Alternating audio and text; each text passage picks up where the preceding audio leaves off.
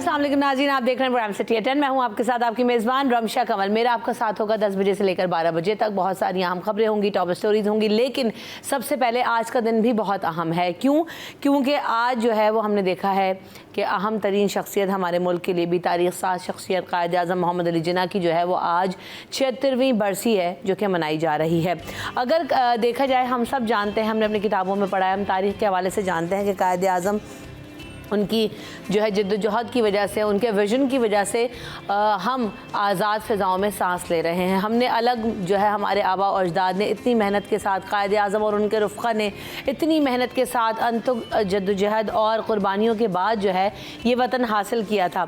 तो हम यकीनन नहीं भूल सकते कि किस तरह से कायद आज़म ने जो है वो सबसे पहले जो है वो बुनियाद रखी और दो कौमी नज़रिए की बुनियाद के बाद उस नज़रिए को लेकर आगे चले और इस कौम को कौम बनाने में अहम किरदार अदा किया और हिंदुस्तान के मुसलमानों के अंदर उम्मीद जगाई कि वो भी आज़ाद फ़िज़ाओं में सांस ले सकते हैं, अलग मुल्क हासिल करने के लिए जो है वो ख़्वाहाँ हैं, और उसके लिए मोटिवेशन भी दी और उसके लिए अमली तौर पर उसको अमली जामा भी पहनाया।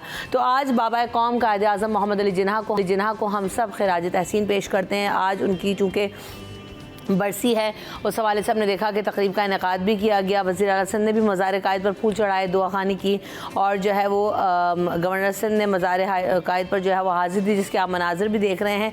हर साल इसी तरह से जो है वो इनेकाद किया जाता है, गार्ड ऑफ ऑनर जो है वो उनको दिया जाता है। तो बाबा कौम कायद आज़म मोहम्मद अली जिन्ना, और जैसे मैं हर दफ़ा कहती हूँ, ये सिर्फ इसलिए नहीं कि आज उनकी बरसी है, बल्कि मैं कहती हूँ कि हाँ, कि जब भी आप अपने हाथ दुआ के लिए बुलंद करें, और जब हम कहते हैं ना कि पाकिस्तान के लिए हम दुआएं करते हैं, हम अपने मुल्क के लिए दुआएं करते हैं, हम अपनी माँ के लिए दुआएं करते हैं, तो उन सारी दुआओं में कायद आज़म मोहम्मद अली जिन्ना और उनके रफ़क़ा को ज़रूर याद रखें। क्योंकि हम आज तक जो इन आज़ाद फ़िज़ाओं में सांस ले रहे हैं, ये जो हमारा मुल्क है जिसमें हम कमा रहे हैं, खा रहे हैं, पी रहे हैं, शिकवे भी कर रहे हैं, ये उसी की बदौलत है। तो हमें शुक्र भी अदा करना है और उनको दुआओं में भी ज़रूर याद रखना है। चलिए जी, आगे बढ़ते हैं, कुछ और मज़ीद खबरों को शामिल करते हैं। कराची एक्सपो सेंटर में 3 रोज़ा बैनुल-अक़वामी जो है वो नुमाइश IEEP फेयर जो है उसका इनेकाद किया गया है, और सूबाई वज़ीर नासिर हुसैन शाह साहब ने 3 रोज़ा नुमाइश का इफ्तिताह किया। इसमें इलेक्ट्रिकल, इलेक्ट्रॉनिक्स और इंजीनियरिंग जो है उससे रिलेटेड चीज़ों की ये नुमाइश की गई है। 10 से 12 सितंबर तक ये नुमाइश जारी रहेगी, और जो इंटरनेशनल ब्रांड्स हैं वो भी इसमें यहाँ पर आके पार्टिसिपेट कर रहे हैं। 35 से ज़ायद गैर मुल्की कंपनीज़ हैं जिन्होंने स्टॉल्स लगाए हैं, और नुमाइश में 35 जो ममालिक हैं उनकी जामियात भी जो है वो यहाँ पर शिरकत कर रही हैं। तो तालिब इल्मों के लिए ज़बरदस्त जो है ये अपॉर्चुनिटी है, ये प्रोवाइड भी की जा रही है। यहाँ पे हम उसके कुछ मनाजिर भी देख रहे हैं इनाग्रेशन इवेंट की। तो ये एक अच्छी एक्टिविटी शहर भर में हो रही है। दूसरी तरफ एक और अच्छी खबर ये है कि महकमा मौसमियात ने जदीद सर्विलेंस रडार ख़रीदने का फ़ैसला किया।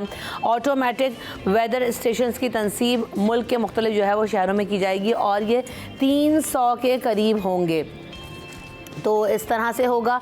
इसके अलावा कराची में पहले ही से ही जदीद टेक्नोलॉजी से हम आंग जो है वो रडार स्टेशन मौजूद है, और कराची में हर टाउन में वेदर स्टेशन जो हैं वो होने चाहिए। चीफ मेट्रोलॉजिस्ट सरदार सरफराज साहब का ऐसा कहना है। अच्छा जी, इस प्रोजेक्ट के तहत कराची में 5 से 6 वेदर स्टेशन जो हैं वो तनसीब किए जाएंगे, जिनसे मॉडर्न तरीके से जो वेदर सिस्टम है उसको मॉनिटर किया जाएगा। इसके अलावा महकमा मौसमियात जदीद आलात और वर्ल्ड बैंक के ताउन से नस्ब किए जाएंगे। इसके अलावा आप जो है क्या कहते हैं, अगली खबर की तरफ अगर हम बढ़ें तो ऑटो सेक्टर से भी अच्छी खबर यह है कि माली साल 2024 से 25 के मुसलसल दूसरे महीने में ऑटो सेक्टर की फ़रोख्त में इजाफा देखा जा रहा है। अच्छा, इसमें हुआ यह है कि जुलाई और अगस्त में 12,671 जो गाड़ियां हैं वो फ़रोख्त हुई थी, और रवा माली साल पहले 2 माह में गाड़ियों की फ़रोख्त की जो तादाद है वो 17,300 तक पहुँच गई। तो पिछले साल की अगर हम बात की जाए तो हमने देखा था कि काफ़ी ज़्यादा जो है ना वो गाड़ियों की फ़रोख्त में कमी आई थी, क्योंकि जो शरह सूद में इजाफा हुआ था उसके बाद। इस वक्त हम देख रहे हैं कि काफ़ी ज़्यादा बेहतरी आ गई है। मज़ीद कमी से जो टू सेक्टर है उसके लिए फ़ायदेमंद साबित होगी। रिपोर्ट में ऐसा कहा गया है कि स्टेट बैंक की जानिब से शरह सूद में कमी की मज़ीद भी उम्मीद है। इसके अलावा के इलेक्ट्रिक में बिजली चोरी के ख़िलाफ़ मुसलसल क्रैकडाउन के लिए पुरज़्म है, और तर्जुमान के इलेक्ट्रिक ये कहते हैं कि जो भी करेगा बिजली चोरी, कुंडा माफिया हो, किसी भी सूरत में हो, बिलों की अदायगी ना हो, उसके खिलाफ शदीद जो है वो रद्द अमल सामने आएगा। और हम देख भी रहे हैं कि फौरी तौर पर कनेक्शंस और मीटर्स काटने का सिलसिला भी जारी है। तो हमने ये भी देखा है। इसके अलावा पाकिस्तान में तैयार करदा 25 ज़बानों को समझने और जवाब देने वाला चैट बोर्ड जो है रोबोट वो तैयार कर दिया गया है और दिफाई हथियारों की नुमाइश में पाकिस्तान में तैयार करदा रोबोट्स मंदूबीन की रहनुमाई भी करेगा। इसके अलावा उन्होंने कहा है कि नवंबर में आइडियाज़ होने जाती है, तो उसमें हम ये देखेंगे पाकिस्तानी इंजीनियरिंग जामियात के तैयार करदा रोबोट्स गैर मुल्की मंदूबीन की जो है वो रहनुमाई करेंगे, मुआवनत करेंगे, वहाँ पर उनको प्रेजेंट किया जाएगा। और इस रोबोट को नूर पाकिस्तान का नाम दिया गया है। दाऊद इंजीनियरिंग यूनिवर्सिटी और ज़ियाउद्दीन यूनिवर्सिटी के जो बच्चे हैं, स्टूडेंट्स हैं, उनके कोलैबोरेशन से इसको तैयार किया गया है। इसके अलावा सिंध गवर्नमेंट अस्पताल लियाकताबाद में एडवांस ट्रॉमा सेंटर जो है वो 6 माह गुजरने के बावजूद अभी तक फ़ाल नहीं हो सका है। ट्रॉमा सेंटर में मज़ीद 6 माह कबल धमाका हुआ था और 6 माह पहले जो है धमाका हुआ था, जिसकी वजह से आग लग गई थी और सामान जलने के बाद जो है उसको बंद कर दिया गया था। ट्रॉमा सेंटर आर्जी तौर पर बच्चों की एमरजेंसी में मुंतकिल हुआ, लेकिन अभी तक फ़ंड्स ना होने की वजह से उसका जो ओरिजिनल बिल्डिंग है, ओरिजिनल सेक्शन है, उसको अभी तक हमने देखा है कि स्टार्ट नहीं हुआ या वहाँ पर वो अपनी असली हालत में वापस नहीं आ सका। और ट्रॉमा सेंटर से एक और बात याद आई जो कि वाकई एक बड़ा ट्रॉमाटाइज्ड इवेंट हुआ था आज के दिन। एक और वो हमने देखा कि बल्दिया टाउन का इंसिडेंट हुआ था कराची में और एक आग लगी थी कराची की बल्दिया टाउन के इलाके में फैक्ट्री में, जिसके नतीजे में बहुत बड़ी तादाद में लोग जो है वो ज़ख्मी भी हुए थे और उसमें जलकर मर भी गए थे। तो ये बहुत बड़ा वाक़या था कराची की। मतलब अगर आगों की इंसिडेंट्स निकालें और उनके ऊपर नज़र डालें तो उसके ऊपर केसेस भी चलते रहे, होता रहा, मामला कहाँ तक पहुँचा, इन्वेस्टिगेशन कौन लोग सामने लाए गए, इस हवाले से भी बात करेंगे कि इतने बरस गुजरने के बावजूद ये एक ऐसा सानहा है जिसका इम्पैक्ट कराची वालों पर और जो लोग इसमें मुतासर हुए, क्योंकि तकरीबन अगर मैं मेरे जहन में शायद सही फिगर है कि नहीं है, 700 से 750 के करीब ख़ानदान थे जिससे मुतासर हुए। तो ये एक बहुत बड़ा इंसिडेंट है, बहुत बड़ा सानहा था जो कि आज की तारीख़ में हुआ। तो हम इस पर मज़ीद भी बात करेंगे। हमारे जो मेहमान हैं उनका तारुफ आपसे करवाते हैं। सबसे पहले मेराज अख्तर साहब मेरे साथ मौजूद हैं। अस्सलाम वालेकुम मेराज भाई, कैसे हैं? Welcome to the show. मैं ठीक हूँ, आप ठीक हैं? खैरियत से? अल्हम्दुलिल्लाह बिल्कुल ठीक ठाक। और आज जो है हमारे नुमाइंदे तहा मलिक भी हमें ज्वाइन कर रहे हैं। तहा, आपको भी वेलकम करते हैं सिटी 10 में। अस्सलाम वालेकुम, कैसे हैं आप तहा? वालेकुम सलाम, बिल्कुल ठीक ठाक, आप बताएं? अल्हम्दुलिल्लाह तहा बिल्कुल ठीक ठाक।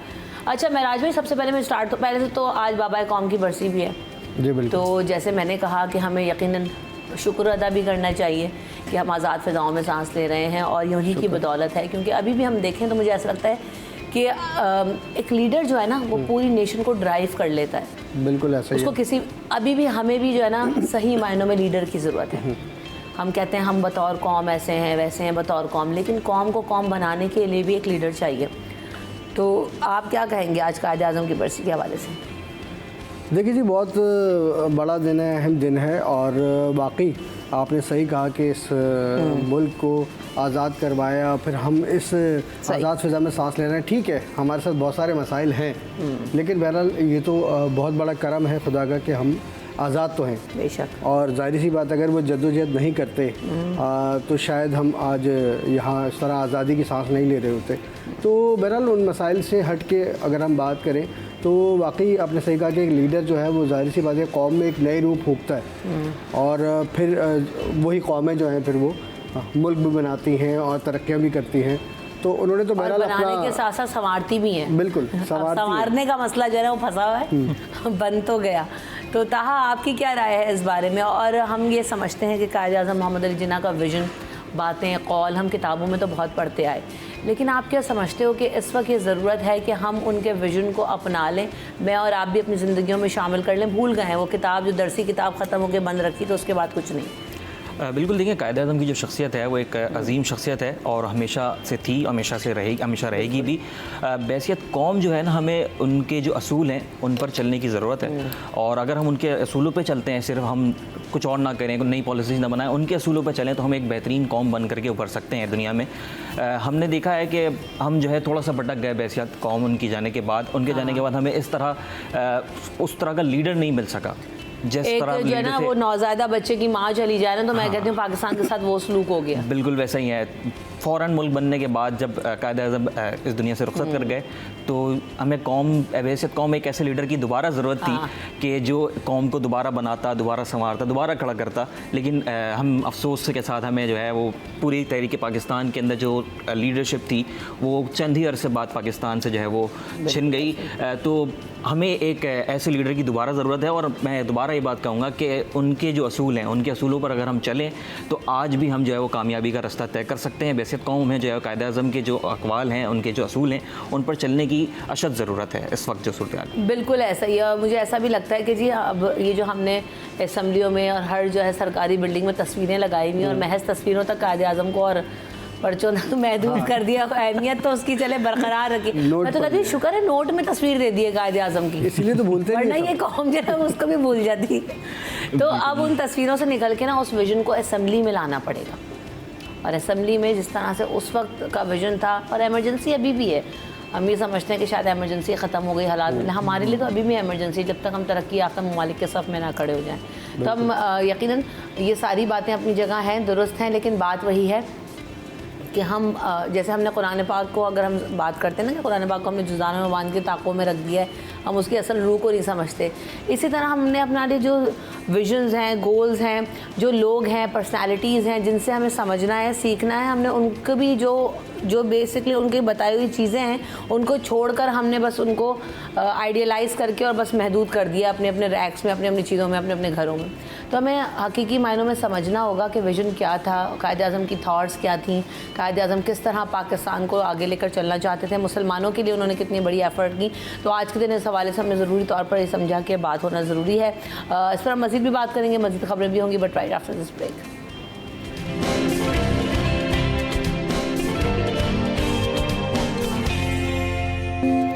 Welcome back in city at 10। तो जनाब हम बात करेंगे, इस वक्त हम देख रहे हैं कि महकमा मौसमियात की अगर बात कीजिए, एक तो मौसम की भी बात कर लेते हैं साथ साथ, और वेदर भी दिखाएं आज कैसा रहेगा। तो सबसे पहले हम ये देख रहे हैं कि कराची में थोड़ी बारिशें हुई, स्पेल्स आए, थोड़ा मौसम बेहतर हुआ था, लेकिन आज मुझे फिर ऐसा लगा कि बहुत ज़्यादा गर्मी है और बहुत तेज़ जो है ना वो धूप का सिलसिला भी शुरू हो चुका है। तो अभी हम नज़र भी डाल लेते हैं कि टेम्परेचर्स आज क्या रहेंगे। महकमा मौसमियात की तरफ से जो है वो क्या पेशन गोई की गई है, तो हम वो भी दिखाएंगे। और महकमा मौसमियात ने जी जदीद सर्वेलेंस रडार्स ख़रीदने का फ़ैसला कर लिया है, जिससे बता सकेंगे कि जी हर टाउन में एक तो वेदर स्टेशन होना चाहिए कह रहे हैं, ताकि अच्छा सिस्टम जो है वो बनाया जा सके। और टेक्नोलॉजी की मदद से जो है वो रडार स्टेशन मौजूद हैं, तो हम उनको इक्विप करना चाह रहे हैं। तो 6 वेदर स्टेशन हैं जिनको नस्ब किया जाएगा। और जो ये मसला भी हम देख रहे थे ना कि हर टाउन्स में या इलाकों में लगाने से क्या होगा। महराज भाई और तहा आपने देखा होगा कि इस दफ़ा बारिशों अलग अलग पैचेस में इस तरह से हुई हैं कि वाकई समझ नहीं आता कि क्या हो रहा है। जौहर में हो रही है तो औरंगी में नहीं हो रही, औरंगी हो रही है, औरंगी में हो रही है तो औरंगी में नहीं हो रही। तो अलग अलग सिस्टम लगाने की तो वाकई अब ज़रूरत है कि मॉनिटर किया जा सके। तो आप लोग इस फैसले को कैसे देख रहे हैं, स्टार्टिंग विद यू तहा? अच्छा देखिए, इस खबर के तहत जो है वो 25 टाउन्स के अंदर, हर टाउन के अंदर कहा गया है, तो 25 टाउन है कराची के। पहली बात तो ये कि हर टाउन के अंदर लगेगा ये सिस्टम, क्योंकि इन्होंने कहा है कि कराची को जो है वो इस सिस्टम के तहत 5 जो है वो उन्हें मज़ीद स्टेशन मिलेंगे। कराची के 25 टाउन्स हैं और फिर स्टेशंस उनका तयन किस तरीके से होगा, सबसे पहली बात। और ये ज़रूरी भी है। हम देखते हैं कि जो हमारे आउटस्कर्ट्स हैं कराची के, वहाँ पर जो है बारिश ज़्यादा है। बिल्कुल। तो वहाँ पर बारिश ज़्यादा है, उनकी वजह से जो है पूरा का हमारा जो निज़ाम है, बल्दियाती निज़ाम है, वो मुतासर होता हुआ नज़र आता है। तो वहाँ पर ये इन स्टेशंस की तनसीब जो है ना वो ज़्यादा इंपॉर्टेंस रखती है, क्योंकि वहाँ पर बारिश ज़्यादा है, वहाँ पर जो ये तमाम तर हमें ज़रूरत है वहाँ पर ज़्यादा है। उसके साथ ही जो हमारा ज़िला वस्ती है वो ज़्यादा जो है आवाम के लिए देखा जाए तो आवाम के लिए, क्योंकि सबसे ज़्यादा जो आबादी है, आबादी का तनासब कराची के अंदर सबसे ज़्यादा ज़िला वस्ती के अंदर हमें दिखता है, सबसे बड़ा ज़िला भी है। तो वहाँ पर भी जो है इस स्टेशन का होना ज़रूरी है, क्योंकि हम आबादी को भी देखें कि उनके लिए भी ये चीज़ ज़रूरी है कि कहाँ पर बारिश हो रही है, कहाँ पर नहीं हो रही है, उनको मालूम होना चाहिए। सिमिलरली जो कराची के आउटस्कर्ट्स हैं वहाँ पर भी इन स्टेशन की तनसीब जो है ना वो बहुत ज़रूरी है। तो प्रायोरिटाइज़ करना पड़ेगा कि पहले कहाँ पर जो है ये स्टेशन लिखने जा रहे हैं। बिल्कुल ऐसे ही। महराज भाई क्या आप भी मुत्तफ़िक वाकिफ़ हैं इस बात से? और देखिए होना तो चाहिए, ज़ाहिर सी बात है जब हम तरक्की की जानिब गामजन हैं और दावे भी यही किए जाते हैं हुक्मरानों की जानिब से, तो इस तरह के काम जो है बहुत ज़रूरी हैं। वाकई लास्ट टाइम अभी जो स्पेल आया था इसमें हमने ये देखा कि गुलशन से गुजर रहे हैं तो बहुत तेज़ बारिश है, जौहर में एंटर हो रहे हैं तो बारिश नहीं है, तो इसी तरह शहर के मुख्तलिफ इलाकों की सिचुएशन यही रही थी।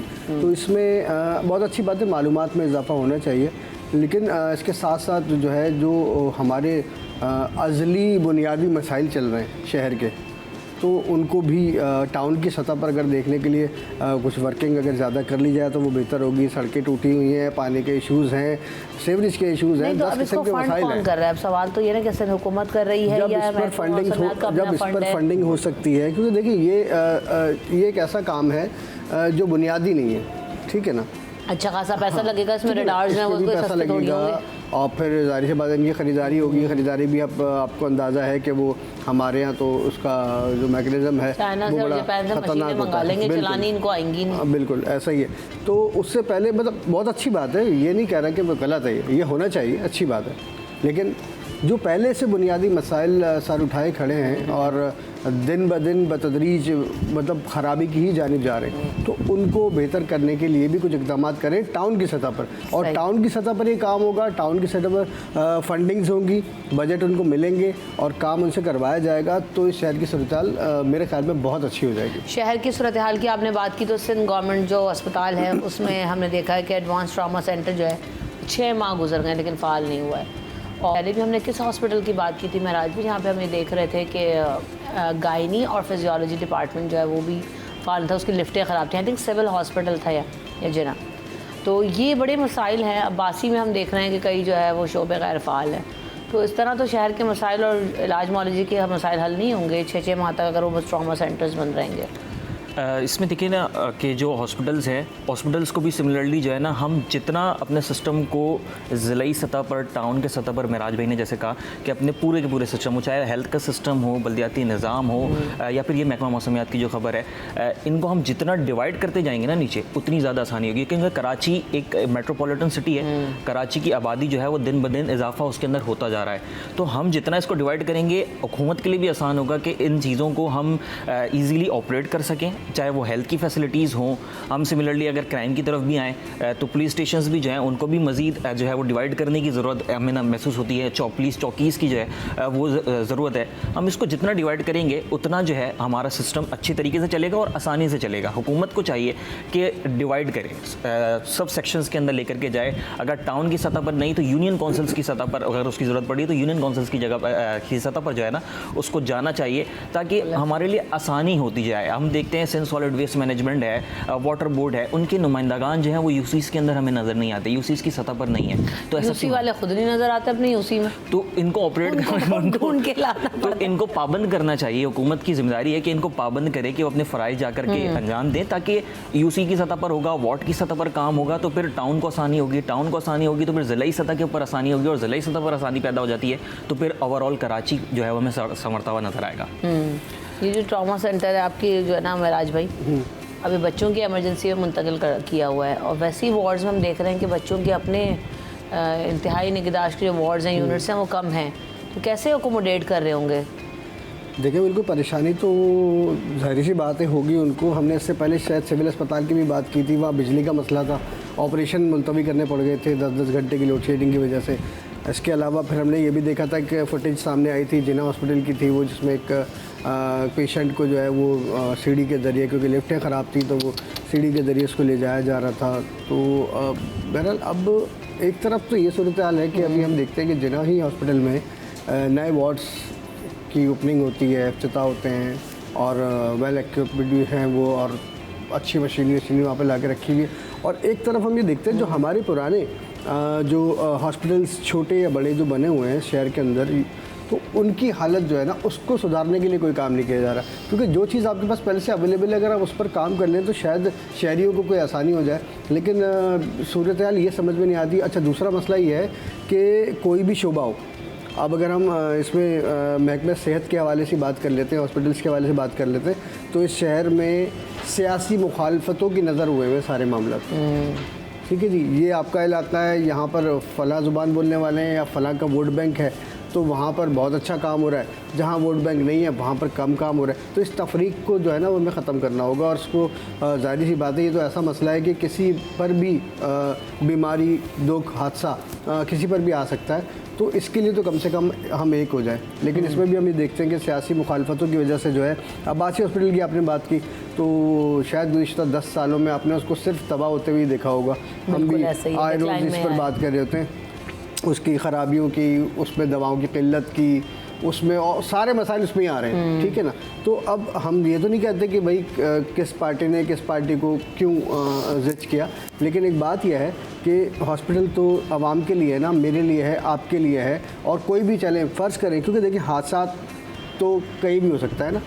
अब अगर भले मैं कहीं भी रहता हूँ, अगर मैं सेंट्रल के इलाके में या वेस्ट के इलाके में अगर ये सफ़र कर रहा हूँ, मैं खुदा न करे हादसे का शिकार हो जाता हूँ, तो मैं जाऊँगा कहाँ? सबसे पहले मुझे सरकारी अस्पताल पड़ेगा अब्बासी, ठीक है ना। और वहाँ फैसिलिटी है ही नहीं कि किसी भी एक बहुत बड़ा मसला है कि हमारे यहाँ जो है ना, वो जो सरकारी अस्पताल है वो है भी बहुत दूर दूर, और जो चैरिटी हॉस्पिटल्स हैं उनकी भी तादाद कम है।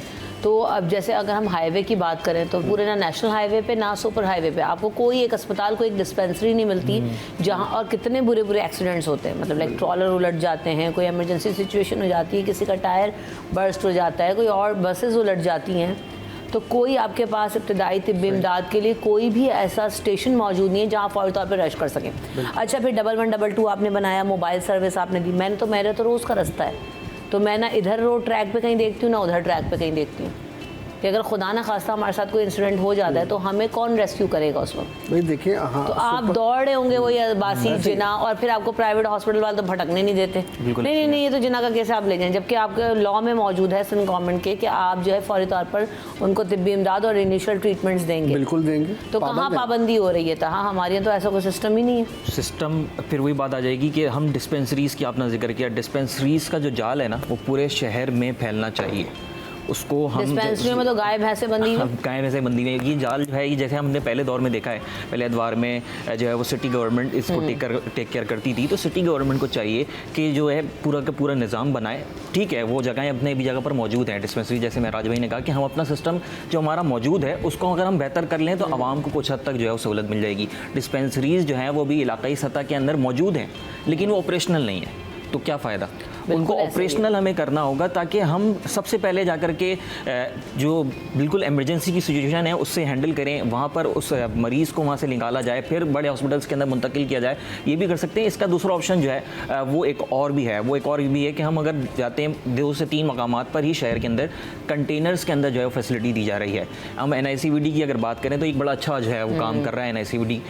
उसके कंटेनर्स जो है ना हमें मुख्तलिफ मकामात पर शहर के नज़र आते हैं। 27 कंटेनर्स हैं जो शहर भर में। तो ये इन कंटेनर्स का जाल भी जो है वो फैलाया जा सकता है। जिना हॉस्पिटल के तहत जो है वो इन कंटेनर्स का जाल फैलाया जाए, जो मरकज़ी शाराएँ हैं वहाँ पर फैलाया जाए। शारा फैसल पर जो है वो एक कंटेनर लगा दिया जाए, अगर कोई हादसा हो रहा है तो उस कंटेनर के अंदर ले जाकर के फौरी तिब्बी जो इमदाद हैं वो दी जाएँ। तो इस तरह का अगर जाल अगर हम फैलाते हैं तो आवाम को जो है वो बहुत हद तक सहूलियत मिल जाएगी। बिल्कुल ऐसे, और करना पड़ेगा क्योंकि अभी वक्त की ज़रूरत है। ट्रैफिक का निज़ाम इतना दरम बरम हो गया है कि आप एम्बुलेंसेज देखें, अगर फंस जाए फंसी रहती है तो आप मतलब समझ नहीं आ रहा था कि यार हम ड्राइव करते हुए भी सोचते हैं यार इसको किस तरह से मैं रास्ता दूं, क्योंकि इतना ट्रैफिक होता है। तो ये एक बड़ा मसला है जिसको हर तरह से एड्रेस होने की ज़रूरत है और इन इशूज़ पर बात करने की ज़रूरत है। लेकिन आज का एक और बड़ा अहम इंसिडेंट, हादसा की हम बात करें तो एक बहुत बड़ा हादसा सानहा, एक अलमनाक जो है वो दिन हमने देखा था जब बल्दिया टाउन का इंसिडेंट हुआ था। और महराज भाई आप तो उस वक्त बहुत जो है ना वो इसको रिपोर्ट भी करते रहे, देखा भी आपने। तो आपके एक्सपीरियंस में कितने जो है ख़ानदान मुतासिर हुए, फैमिलीज़ मुतासिर हुए, और आपने फॉलो अप स्टोरीज़ भी की होंगी क्योंकि आप हमेशा से करते रहे हैं। तो महराज भाई क्या देखा उनकी वेलबींग के हवाले से, जो ऐलानात हुए थे वो सब उनको मिला और उनकी आज जो है सूरत हाल बेहतर है पहले से या नहीं? और बल्दिया टाउन तो मेरे ख्याल से वो फैक्ट्री तो स्टार्ट नहीं हुई अभी तक ना? नहीं, वो फैक्ट्री डिमोलिश हो चुकी है। अब सही जगह भाईला फैमिली जो थी, जो के मालकान थे, जो कि खौफजदा होकर पूरे मुल्क से बाहर भी चले गए थे, जिनको इशूज़ थे कुछ भत्ताखोरी के कुछ लोगों की जानिब से, तो उसके बाद वो उन्होंने फ़रोख्त कर दी थी। उसके बाद वो डिमोलिश हो गई। अब क्योंकि वो एक ऐसा साइन बन गई थी वो, क्योंकि देखिए मैंने वो रिपोर्ट किया बिल्कुल ऐसे उस अंधोनाक हादसे को, उस वाक़े को, तो मैं आज भी मतलब मेरे रोंगटे खड़े हो जाते हैं क्योंकि इतने सारे लोगों को वहाँ से गिरते हुए भी देखा बहुत बुरा वाक़या और मतलब आप सोचिए ना कि एक जगह पर पैक होने के बाद जो है लोग मतलब रोस्ट हो जाए, मतलब कैसे, वो बहुत बहुत बड़ा और अफसोसनाक वाक़या था। आपने ज़ाहिर है वो रिपोर्ट किया होगा, और महराज भाई आप मुझसे उस वक्त बहुत ज़्यादा एक्सपीरियंस थे, हम सब उस वक्त वहाँ फील्ड में मिलते, तो मैं नई मेरी ज़िंदगी का एक्सपीरियंस रिपोर्टिंग में स्टार्ट हुआ था और मैं उस वक्त जियो में हुआ करती थी। तो मुझे ये ज़ाहिर है वो तो रश इवेंट्स था, सारा कराची बल्दिया टाउन में मौजूद था। तो ज़ाहिर आप जब नए फील्ड में आते हैं तो आपको एक्सपेक्टेशन नहीं होती कि आपको ये भी करना है या आप उस ट्रॉमा के लिए तैयार होते हैं। तो जी भेज दिया गया हमें। वो जो महराज भाई बात कह रहे हैं, मेरे जहन से आज तक वो इमेजेस नहीं जाते कि जब मैंने लाशें देखी कि किसी के हैंड फ्री लगा हुआ है, किसी ने अगर अपना हाथ यूँ रखा हुआ है, तो मैंने और वो हटा रहे थे, मैंने कहा अब अल्लाह के वास्ते इनको ना हटाएं, हमें नहीं देखना, ना हम इसकी वीडियो बनाएंगे। तो वो जो ना वो हाथ इस तरह, तो मैं कहती हूँ कि मैं नहीं भूल सकती। और वो आपको ऐसा मतलब आपके जहन के ऊपर इम्पैक्ट छोड़कर गया था कि वाकई आज तक मैं सोचती हूँ कि उनकी फैमिलीज़ ने जो अलगनाक सिचुएशन, एक घर के 3 लड़के चले गए। बिल्कुल ऐसे ही हुआ, पूरे ख़ानदान तबाह हुए। घर में कोई बचा ही नहीं था। 240 के करीब लोग थे जो उसमें जांबाग हुए थे, शहीद हुए। मैं तो शहीद कहूँगा क्योंकि बिल्कुल है, नेचुरल इंसिडेंट है। वो अपने कामों पर आए हुए थे, मेहनत कश लोग थे, मेहनत कश तबका था, उनका कोई कसूर नहीं था अगर कोई भी वहाँ पे वाक़या होता है तो। लेकिन उनकी जो बहरहाल लम्हात हुई, अफसोसनाक सूरत हाल थी। फिर वो फैक्ट्री ज़ाहिर सी बात है जब ये सब मामला ठंडे हो गए तो उसके बाद वो फैक्ट्री जो है इसी तरह जली हालत में बरसों नज़र आती रही। मतलब आप जब भी बल्दिया टाउन की तरफ मूव होते हैं किसी भी काम से, तो वहाँ बिल्कुल एक निशानी के तौर पे खड़ी हुई थी। मैं तो ये कहती हूँ कि महराज भाई ये भी उनकी फैमिलीज़ के लिए कितना बड़ा ट्रॉमा होगा, क्योंकि वो इलाके तो छोड़ के इतने गरीब थे। जब अता घरों में हमने जाकर देखा, मुझे नहीं पता कि आपका इत्तेफाक हुआ या नहीं हुआ इस पे काम करने का, लेकिन जब घरों में जाके हमने देखा तो इतनी छोटी छोटी तंग गलियाँ, इतने छोटे छोटे घर और इतनी कम सैलरीज़ पे वो काम कर रहे थे। तो मतलब आपको लगता था कि मतलब ये ज़िंदगी का एक अलग रुख है, तो आप परसीव ही नहीं कर पा रहे थे कि यार ये सब क्या हो रहा है। हम भी उस वक्त जो है फॉलो करते थे ख़बरों को। उनके लवाहिकीन के बारे में हम देखें, अगर हम नहीं भूल पा रहे जिन्होंने कवर किया, हम इस हादसे को नहीं भूल पा रहे, तो उनके लवाहिकीन इस दर्दनाक हादसे से आज तक नहीं निकल पाए होंगे। तो उनके लवाहिकीन के लिए जो है वो बड़ा इम्तिहान हम कह सकते हैं कि वो दिन था। और इम्तिहान दिन एक दिन नहीं था, वो एक पूरी ज़िंदगी इम्तिहान में गुजर चुकी है, क्योंकि वो इतने कोई इकनॉमिकली इतने वेल स्टेबल फैमिली से उनका ताल्लुक नहीं था। उसके बाद फिर उनके लिए ज़रिया माश जो है उनका बड़ा मुश्किल हो गया होगा, क्योंकि एक फैमिली के अगर 2 अफराद वहाँ पर उसके अंदर कम से कम भी जहाँबाग हो रहे हैं, 2 का रोज़गार उससे जुड़ा था, तो वो ला रहे थे, वो 2 तो जहाँबाग हो गए, शहीद हो गए, लेकिन उनके पीछे जो 5 खाने वाले थे उनके लिए भी फिर आगे के मसाइल हैं। एक तो मसला ये कि उनके साथ इस तरह का हादसा हुआ, फिर वो अगर उस हादसे से निकल भी जाएँ तो वो किस तरह से सर्वाइव करेंगे। और हुकूमत क्या फैसिलिटेट कर रही है, क्या हुकूमत ने उन लवाहिकीन को फैसिलिटेट किया, ये भी एक सवालिया निशान है। तो बड़े ऐलानात हुए थे, नहीं फैसिलिटेट तो किया गया था, के हवाले से, घरों के हवाले से, जॉब्स के हवाले से, वो सब हुआ। फिर बिल्कुल देखिए, हुकूमती सतह पर भी हुआ, विफाक की सिंध हुकूमत की सतह पर भी हुआ, विफाक की सतह पर भी हुआ, फिर मुख्तलिफ जो प्राइवेट NGOs वगैरह जो थी उनकी तरफ से भी हुआ। तो खैर हुआ, सपोर्ट तो हुई, लेकिन बात यह है कि अगर किसी का प्यारा चला जाता है तो वो वापस नहीं आ सकता उस सपोर्ट से। तो वो जो ख़ानदान थे वो आज भी हैं। और वो देखिए, मैं और आप तो चले मीडिया से ताल्लुक़ रखते हैं और कानून नाफिज करने वाले इदारे हो गए, इन सबको तो याद है ये वाक़या हो गया, लेकिन जिसका जाता है ना प्यारा, तो वो तो कभी भी नहीं भूल सकता। हम तो सोच भी नहीं सकते ना वो कैसे भूल जाएगा भाई। जिसके घर से जिसका प्यारा, जिसके माँ बाप भाई या जो भी जाता है तो वो कभी इसको भूल नहीं पाता। और इनकी तो जब बरसी आती है और जब वक्त आता है तो फिर मीडिया भी रश करता है ना इनकी तरफ। और अभी आपको पता है इस पूरे हफ्ते में ना हमारी दूसरे बहुत सारे साथी क्राइम रिपोर्टर्स भी हैं, दूसरे जनरल रिपोर्टर्स भी हैं, तो वो हम सब एक दूसरे से रब्ते में थे और नंबर शेयर कर रहे थे कि यार वो इनकी फैमिली से रब्ता करना है, फ़लाँ की फैमिली से रब्ता करना है, फ़लाँ बात कर रहे हैं, फ़लाँ बात नहीं कर रहे हैं। तो जब हम अपनी इतनी प्लानिंग से चल रहे होते हैं तो वो बेचारे तो जिनका तो प्यारा गया है वो तो भूल ही नहीं सकते। लेकिन अफसोसनाक सूरत हाल ये है कि आज तक इतने बरस गुजर जाने के बावजूद कोई चीज़ खोलकर सामने नहीं आ सकी है। ज़िम्मेदारान क्या हुआ, ज़िम्मेदारान कहाँ हैं, तयन हुआ और जो हुआ वो ठीक था या नहीं था, तो हमारे यहाँ हर बड़े सानहे के बाद फिर बड़े यही होता सानहे है। का फैसला भी बड़ा ही होना चाहिए और उसको उसी तरह से दिखाना भी चाहिए, बताना भी चाहिए और वैसे ही उस पर इन्वेस्टिगेशन भी होनी चाहिए। तो सवाल ये है। फिर दूसरी वाली बात कि आपने कहा कि सानहे की छाप तो महराज भाई फैमिलीज़ के ऊपर क्या होगी वो तो कभी ज़िंदगी में नहीं बोल सकते, लेकिन ये कुछ उन सानहों में से ऐसा है कि जिनकी छाप जिन्होंने वहाँ पर देखा, कवर किया, बताया, दिखाया, दुनिया को दिखाया, उनके जहनों से भी नहीं जा सकती। मेरी एक माँ का स्टेटमेंट मैं कभी नहीं भूल सकती महराज भाई कि जिनके घर में उसमें गई हूँ, उन्होंने कहा जनाजे उठ रहे थे और वो तो गली मोहल्ले से ही जनाजे उठ रहे थे, कोई घर का तो पता चल ही नहीं रहा था कि कौन कहाँ पे क्या हो रहा है। तो जनाजे उठाने के लिए उनके घर में कोई मर्द नहीं बचा था। उसने कहा कि मेरा शौहर और मेरे दोनों बेटे उस फैमिली के इस फैक्ट्री में काम करते थे और उनको कोई कंधा देने वाला नहीं था। तो वो मोहल्ले वाले जो थे वो इज्तिमाई तौर पे वो जनाजे लेके जा रहे थे। तो आप उसके आगे क्या कहोगे? तो जब ऐसी बातें आप सुनते हैं और ऐसे ट्रॉमेटाइज इवेंट्स को आप देखते हैं तो आपकी रूह काम जाती है कि ये क्या हो रहा है। बहरहाल ब्रेक ले लेते हैं, ब्रेक के बाद हाजिर होते हैं।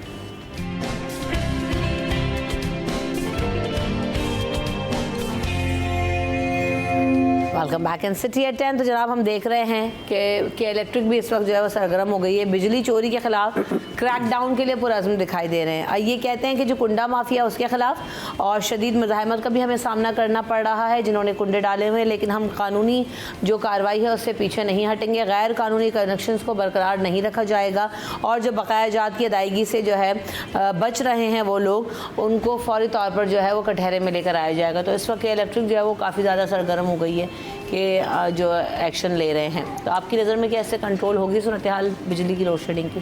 देखिए जी, के इलेक्ट्रिक तो बरसों से सरगर्म है इस शहर में, लेकिन काबू भी नहीं पा पाए कुंडे पर। अच्छा, लेकिन हमारे यहाँ जो है वाकई देखिए, चोरी तो किसी भी नौयत की हो, बिजली की चोरी हो, गैस की चोरी हो या अमूमन जो वाक़यात हो रहे होते हैं, चोरी को तो बहरहाल किसी भी तौर जो है प्रमोट नहीं किया जा सकता।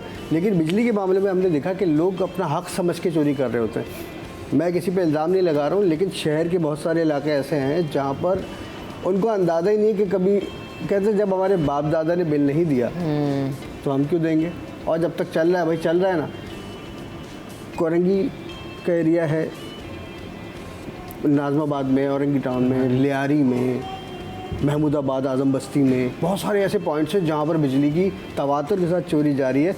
अब मसला ये है कि उन चोरों को पकड़ने के लिए जब ये जाते हैं या उनके कनेक्शंस काटने के लिए जाते हैं तो वहाँ भी एक वो मज़ाहमत का सामना करना पड़ता है। सियासी मुखालफतें और सियासी मुज़ाहमत का सामना होता है। ठीक है, अच्छा, उसका नज़ला फिर गिरता है उन लोगों पर जो मैं और आप हैं, जो कि हर महीने तारीख देख के बिल पे कर देते हैं कि यार ये ना हो कि इसके ऊपर के पैसे भरने पड़ जाएं। ठीक है ना।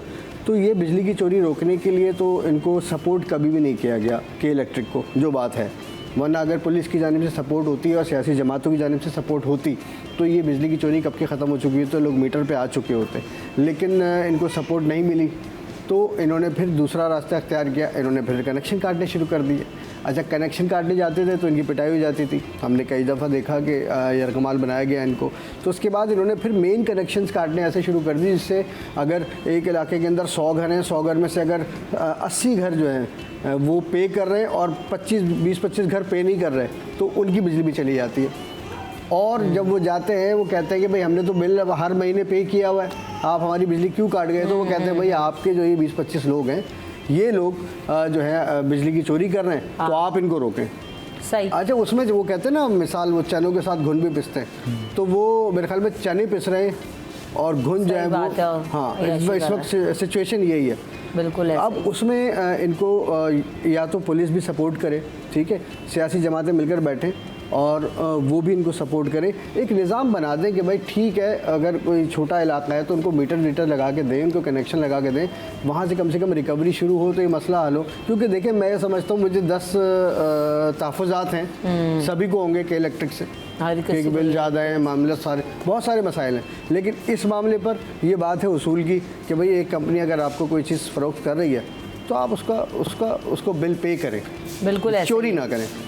और जो बिल पे करने वाले हैं उनके लिए, जैसे आपने कहा, वो ज़्यादा सफ़र कर रहे हैं ज़्यादा दिन की, वो ज़्यादा सफ़र कर रहे हैं ना, उनका बिल भी वो भरते हैं जो बिजली चोरी कर रहे हैं, उनका बिल भी उनको भरना पड़ता है। अच्छा, मुझे ये भी वजह समझ में नहीं आई कि अभी तक वो जो कह रहे थे कि जो वायर्स चेंज हो रहे हैं PMTs में और उसके बाद ऐसे वायर्स आएंगे, मुझे तो नहीं पता टेक्नोलॉजी एग्जैक्टली, लेकिन उसमें कुंडे नहीं डल सकेंगे।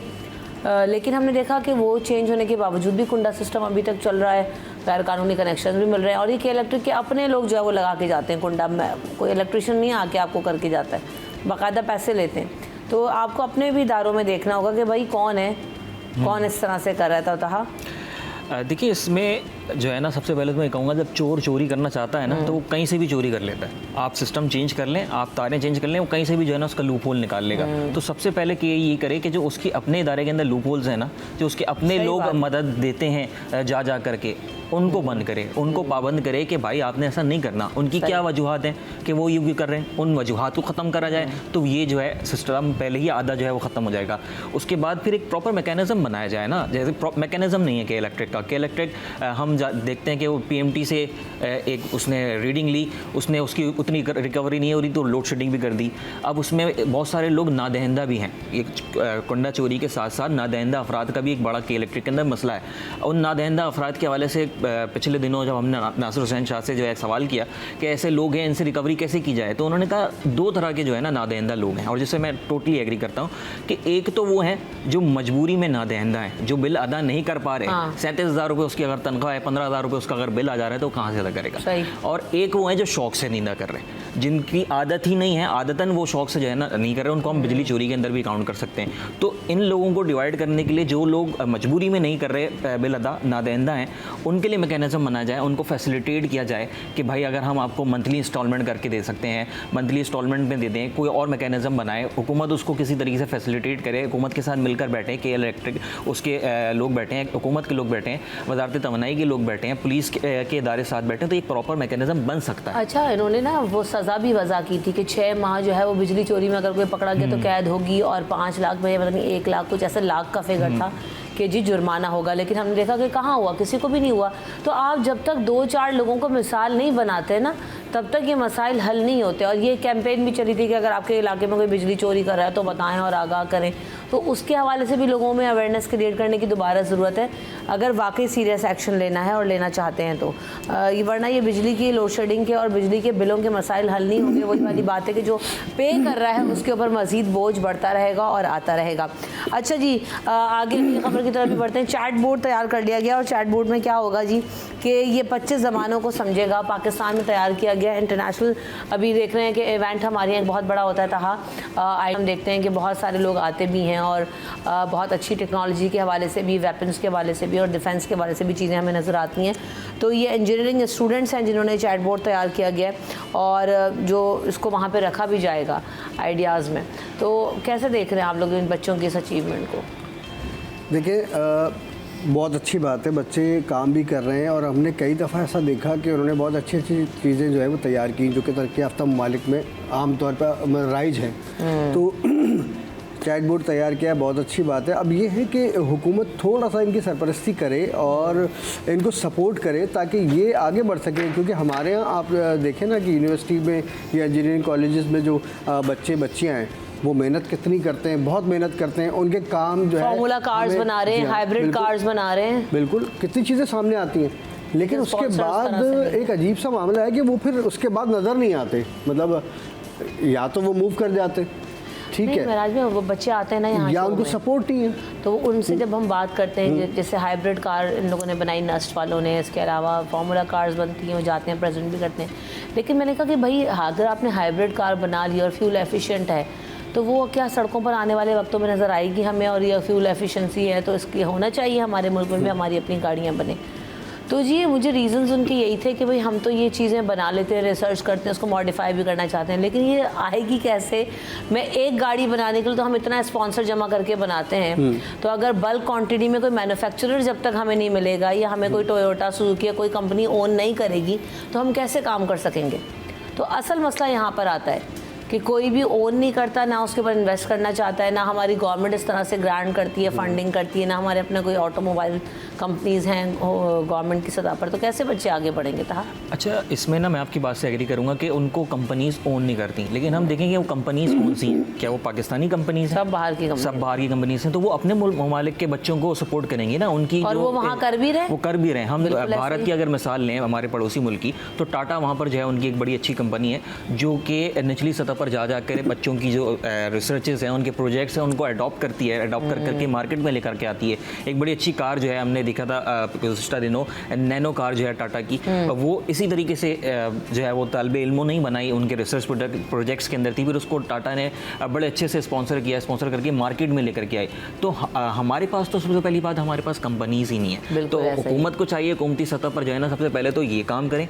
ये काम जब हम कर लेंगे ऑटोमेटिकली, तो हमारे यहाँ जो हम कहते हैं ना कि नौकरी की जो मौके हैं वो बढ़ते जाएंगे, नौकरी के मौके बढ़ेंगे। इस तरह की जो फिर हमारी जो लोग हैं, जो हमारे बच्चे यूनिवर्सिटीज़ के अंदर बैठे हुए रिसर्च कर रहे हैं, उनको भी फिर हम प्रमोट करने का हमें ज़्यादा मौका मिलेगा। फिर दूसरी बात है, हमारे शिकवे है ना कि ब्रेन ड्रेन होता है, मुल्क से बाहर चले जाते हैं भाई, तो इन्हीं अपॉर्चुनिटीज़ के पीछे तो जाते हैं। वहाँ से बैठ के आपको जर्मनी से ऑफर आती, जापान से ऑफर आती, चाइना, इंडिया, तो आप फिर जाते हो कि भाई मेरा जो फील्ड का काम है, जो मेरा शौक है, मैं उसे परस्यू करूँगा।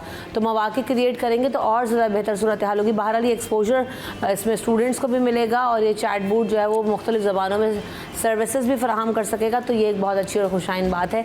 इसी बात के साथ ब्रेक लेंगे, ब्रेक के बाद हाजिर होंगे।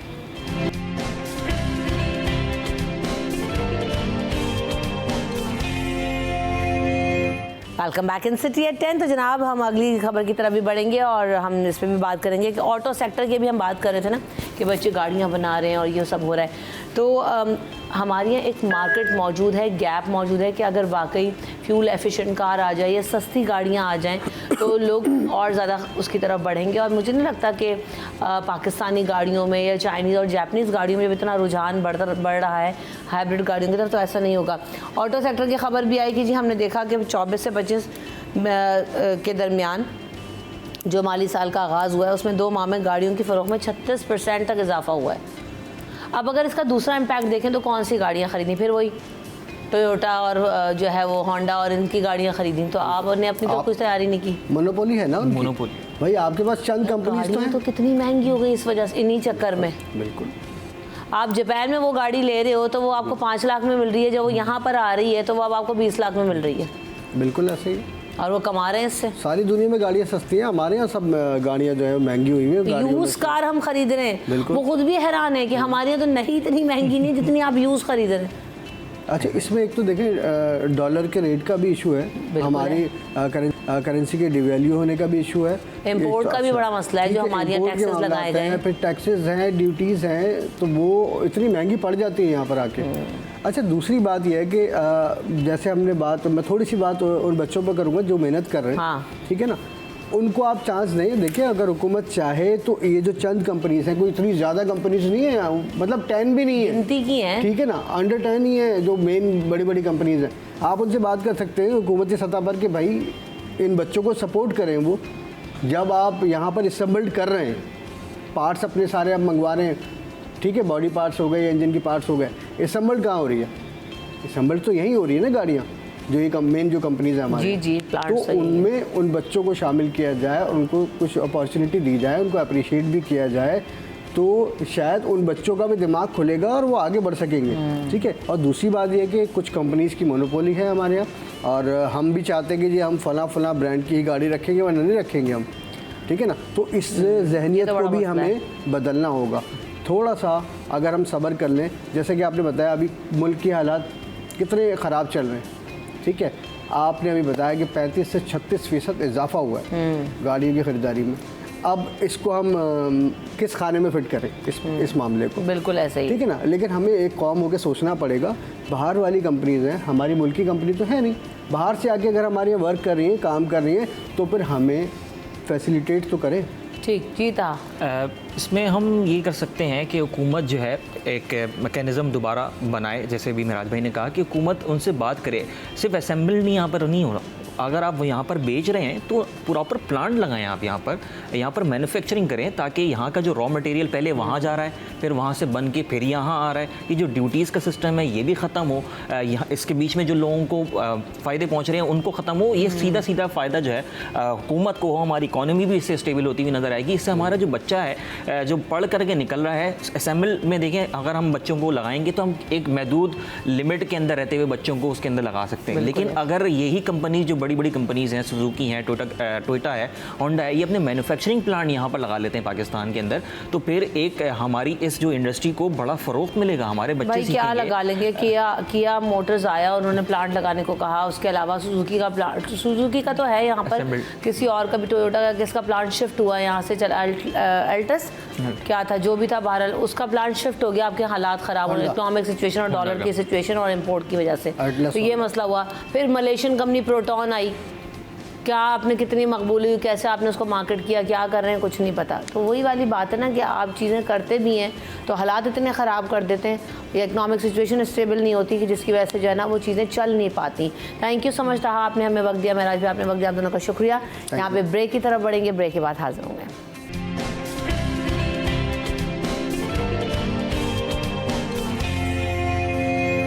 Welcome back in city at 10। तो जैसे प्रोग्राम के आगाज़ में मैंने कहा था कि आज कायद आज़म की बरसी है, और इस बरसी के हवाले से हमने भी यहाँ पर जो है वो शो में एहतमाम किया है। इसलिए नहीं कि हम जो है वो कायद आज़म को बस बरसी के दिन याद करें, बल्कि इसलिए कि हमें जो उनका विज़न है, उनके कॉल हैं, उनकी बताई हुई बातें हैं, उस विज़न को, उस लेगेसी को कंटिन्यू करना है। और कंटिन्यू करना सिर्फ ये बड़ों की ज़िम्मेदारी नहीं है, या हमारी लीडरशिप की ज़िम्मेदारी नहीं है, बतौर कौम हम सब की ज़िम्मेदारी है। और आगे आने वाले बच्चों को हमें ज़रूर बताना है कि कौन थे कायद आज़म, उनका विज़न क्या था, वो किस तरह से जो है वो उन्होंने एफ़र्ट्स की, जद्दोजहद की, और फिर ये मुल्क कितनी कुर्बानियों के बाद बना। क्योंकि जब वो पेन आप लेते हो ना किसी भी चीज़ का, तब आपको जाके अंदाज़ा होता है कि यार ये कोई ऐसे ही नहीं कि किसी ने हमें प्लेट में या तोहफे में रख के एक आसानी से चीज़ दे दी थी। तो आजकल के बच्चों में हमें इस चीज़ को बावर कराने की बहुत ज़्यादा ज़रूरत है, और कायद आज़म के बताए हुए अक़वाल, कायद आज़म की बताई हुई चीज़ों, उनको फॉलो करने की बहुत ज़्यादा ज़रूरत है। तो हम यकीनन इस हवाले से मज़ीद बात भी करेंगे। हमारे सामने जो है कुछ बच्चे भी मौजूद होंगे और उनकी तक़रीर भी हम सुनेंगे कि हम तुझसे वादा करते हैं, तो वो क्या वादे हैं जो हमें आज करने चाहिए, और बतौर कौम, बतौर इंडिविजुअल कायद आज़म की लेगेसी को अगर हम कंटिन्यू करना चाहते हैं तो उसका भी जिक्र होगा। लेकिन सबसे पहले मैं महरोज़ को बुलाना चाहूँगी, और अपने मेहमानों का भी जो है वो तारुफ आपसे करवा देती हूँ, जो हम इस पर डिबेट भी करेंगे, डिस्कशन भी करेंगे। तो सबसे पहले मेरे साथ मुसरत नियाज़ी साहिबा मौजूद हैं। वेलकम टू द शो, अस्सलाम वालेकुम। आपका ताल्लुक पाकिस्तान पीपल्स पार्टी से है, इन्फॉर्मेशन सेक्रेटरी भी हैं आप वुमेन विंग की पीपल्स पार्टी की। इसके अलावा जो है मेरे साथ डॉक्टर सोहराब सर्की साहब भी मौजूद हैं, आप भी MP हैं जैकोबाबाद से, पाकिस्तान पीपल्स पार्टी को रिप्रेजेंट करते हैं। वेलकम टू द शो, आपको भी अस्सलाम वालेकुम। और महरोज़ आपको भी वेलकम, अस्सलाम वालेकुम। कैसे हो आप महरोज़? अल्हम्दुलिल्लाह। तो महरोज़ सबसे पहले तो हम आपकी ही तकरीर सुनना चाहेंगे, क्या उन मौजू और उन्वान है आपकी तकरीर का? कायद आज़म और पाकिस्तान। चलो स्टार्ट करें। है आज तक हमें वो क़यामत की घड़ी याद, मैयत पे तेरी चीख कि हमने जो की फरियाद, बोली ये तेरी रूह न समझो इसे बेदार, इस्लाम जिंदा होता है हर करबला के बाद। जनाब आला, ये 1947 का मंज़र है। ऑल इंडिया रेडियो से कायद आज़म अंग्रेज़ी में खिताब कर रहे हैं। मुसलमानों की अक्सरियत अंग्रेज़ी नहीं समझ रही, लेकिन अपने कायद की तकरीर बड़े ही गौर से सुन रही है, और कायद आज़म ये बात जानते थे, इसलिए उन्होंने अपनी तकरीर का इख्तिताम अपनी गूंजदार आवाज़ में पाकिस्तान जिंदाबाद के नारे से किया, और यही इनकी तकरीर का खुलासा था। जनाब आला, पाकिस्तान जिंदाबाद ही वो सहर अंगेज़ नारा था जिसने बिखरे हुए मुसलमानों को एक सब सिलाली परचम तले जमा कर दिया। यानी आज़ादी से पहले भी पाकिस्तान जिंदाबाद था, आज भी है, और ता क़यामत तक रहेगा, क्योंकि ये वतन मेरे रब का मोज़ा है।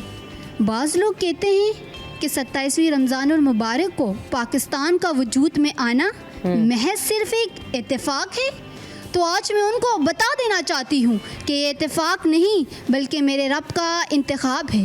और दर हकीकत तो ये है कि अल्लाह ने अपने मुआवजे के लिए साल की सबसे मुक़द्दस रात का इंतखाब किया, और ये मेरा यकीन ही नहीं बल्कि ईमान भी है कि यही लैलतुल क़द्र की रात थी।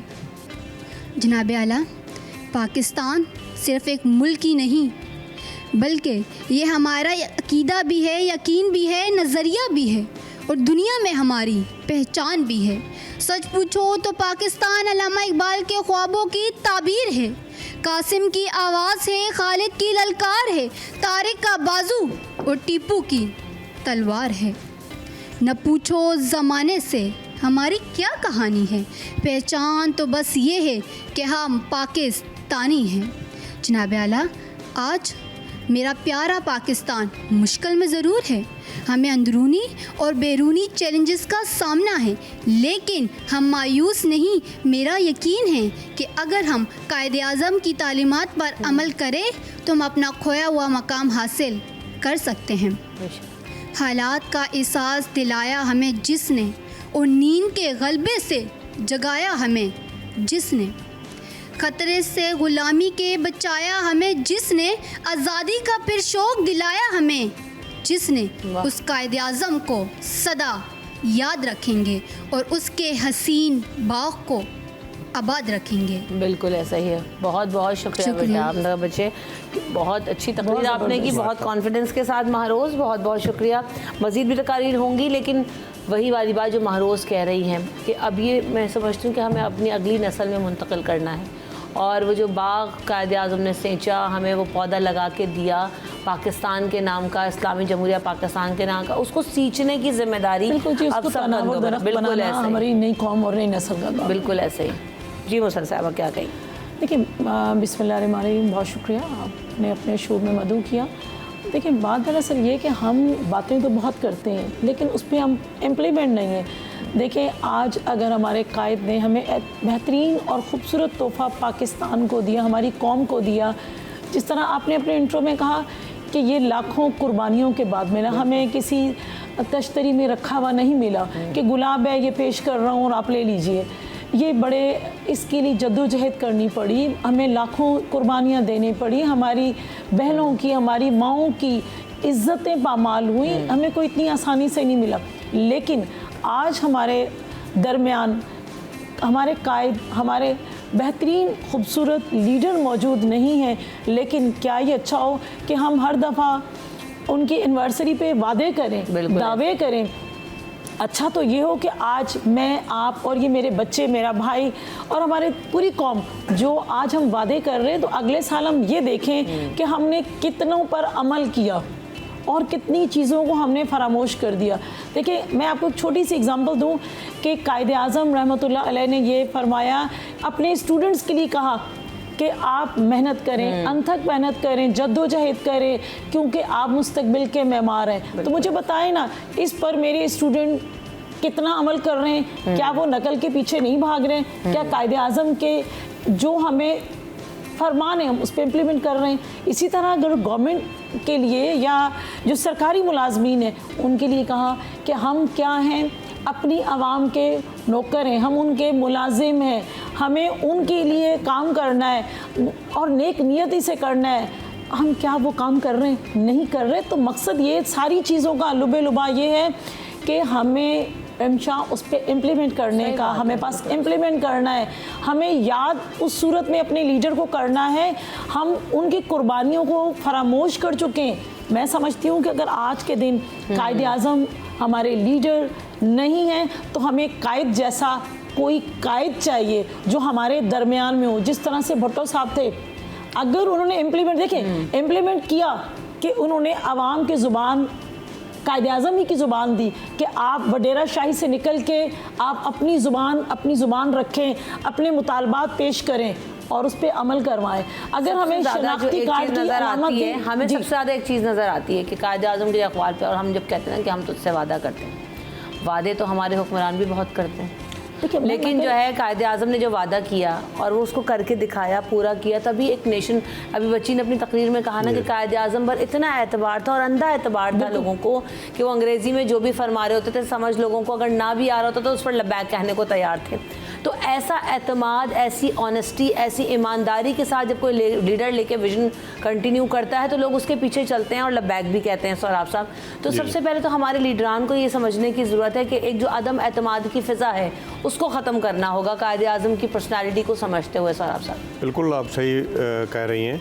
बात यह है कि कायदे आज़म मोहम्मद अली जिन्नाह, एक तो हमें फ़ख्र की बात है कि हमारे इस सूबा सिंध से उनका ताल्लुक़ था और वो एक अजीम लीडर थे और उन्होंने जिस हालात के अंदर जो सूरत हाल थी आपके सामने, पाकिस्तान की जद्दोजहद में लोगों ने, जिस तरह मेरी बहन ने कहा कि कितनी कुर्बानियाँ दी और यही उन पर ट्रस्ट था। और ट्रस्ट जो होता है ना, वो एक बहुत बड़ी बात होती है। अगर खुदा न खास्ता किसी पे, किसी चीज़ पे या किसी भी लीडर पे अगर ट्रस्ट नहीं हो तो वो चाहे जितना भी काम करे तो लोग जो हैं उसको पसंद नहीं करते।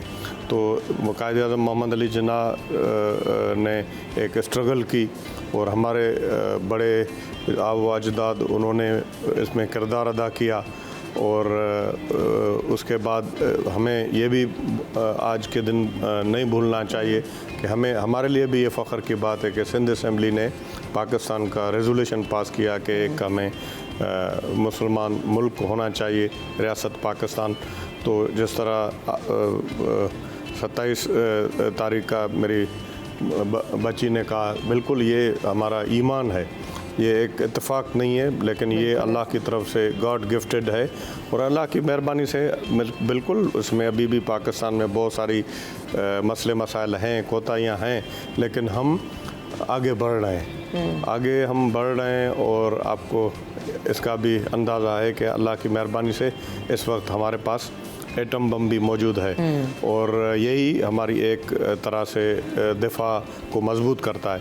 अदरवाइज़ हमारा अगर दिफा मजबूत नहीं होता और हम कायदे आज़म के विजन के मुताबिक आगे नहीं चलते तो शायद आज इस मुल्क का खुदा न खास्ता वजूद ही नहीं होता। सियासी बसीरत और जो है ना मईशत, इसके ऊपर फोकस करने के लिए कायदे आज़म ने बार बार कहा, अपने अखबार में हम देखते हैं कि बार बार इसकी ताकीद मिलती है। इसमें मज़ीद भी बात करेंगे कि क्यों हम उसको पीछे छोड़ चुके हैं, लेकिन पहले मैं बुलाऊंगी माहिरा को तो उनसे भी उनकी तकरीर सुनते हैं कि उनकी कैसी तैयारी है और वो कायदे आज़म के बारे में क्या कहना चाहती हैं। तो माहिरा को मदू करते हैं। अस्सलाम वालेकुम, कैसे हो माहिरा बेटा? क्या मौजू है बेटा आपकी तकरीर का? पाकिस्तान और कायदे आज़म। अरे वाह, चलो आज इधर आ जाएँ थोड़ा सा, आप चलें स्टार्ट कीजिए। इजाज़त है? बिल्कुल। ए मेरे जिना, ए मेरे जिना, तेरी बग़ैर पाकिस्तान का वजूद था कहाँ। तेरी इन थक कोशिशों से बना पाकिस्तान, तेरी इन थक कोशिशों से बना पाकिस्तान के एरत से देखता रहा तुझे जहाँ। ए मेरे जिना, ए मेरे जिना, आज तू होता तो पाकिस्तान का अश्क का सितारा होता। करते तुझे सब प्यार तो मिल्लत का सितारा होता।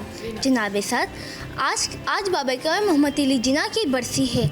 आज का दिन ये हमसे पूछ रहा है कि हमने कायद के पाकिस्तान के लिए किया क्या। जनाब सर, इस वतन को बनाने में लाखों माओं ने अपने जिगर गोशे कटवाए, सुहागनों ने स्वाक लुटाए, बहनों ने वीर गवाए, शहीदों ने लहू के दरिया बहाए। और जब लुटे पुटे काफिले सरजमीन पाकिस्तान पर आए तो यही सदा लगाई, जब तुझे रोशनी की ज़रूरत पड़ेगी अपनी महफिल के शम्स व कमर देंगे।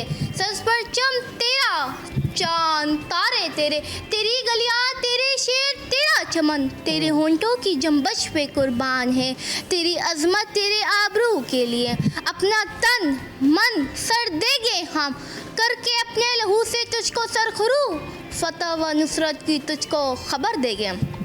जनाब सर, पाकिस्तान सिर्फ एक सरजमीन ही नहीं, ये हमारा अकीदा भी है, यकीन भी है, नज़रिया भी, हमारे ईमान का हिस्सा भी है। जनाब सर, इस वतन ने हमें पहचान दी, दुनिया में एक अलग सी शिनाख्त दी, हमें खौफ और ग़ुलामी से निकाला, आज़ाद फ़ज़ाओं में सांस लेने का मौका दिया, आज़ादाना इबादत का हक दिया। तो मैं क्यों ना बोलूँ, दिल से निकलेगी ना मर के भी वतन की उल्फत, मेरी मिट्टी से भी खुशबुए वफ़ा आएगी, मेरी मिट्टी से भी खुशबुए वफ़ा आएगी। बहुत बहुत वाह वाह। और इसी बात के साथ कि वतन की मोहब्बत जो है वो दिल से नहीं निकलेगी, वतन से उल्फत है जुर्म अपना, ये जुर्मता ज़िंदगी करेंगे, है किसकी गर्दन पे खून नाहक, ये फ़ैसला लोग ही करेंगे। वतन परस्तों को कह रहे हो वतन का दुश्मन डरो खुदा से, जो आज हमसे ख़ता हुई है यही ख़ता कल सभी करेंगे। और वतन परस्तों के आगे ये सर झुका है न झुक सकेगा, शुआरे सादिक पे हम है नाजा, जो कह रहे हैं वही करेंगे। बरसा बरस हो गए हैं तकरीर छोड़े हुए, तो कहीं ना कहीं आगे पीछे भी होता है, लेकिन जब सुनते हैं तो अपना भी जोश जो है ना वो लहू गरमाते हैं। छोटे छोटे बच्चों को देखती हूँ तो अपना वक्त भी याद आता है और बहुत अच्छा लगता है कि कायदे आज़म के बारे में बात करते हैं, पाकिस्तान के बारे में बात करते हैं, लेकिन बात वही है कि इसे हमने अपने खून में शामिल रखना है, इसे हमें अपने दिमाग में और अज़हान में रखना है, क्योंकि यही बच्चे हैं जब ये आगे जाएंगे, बड़े होंगे तो इस मुल्क की बागडोर संभालेंगे। ब्रेक लेते हैं, ब्रेक के बाद हाजिर होंगे।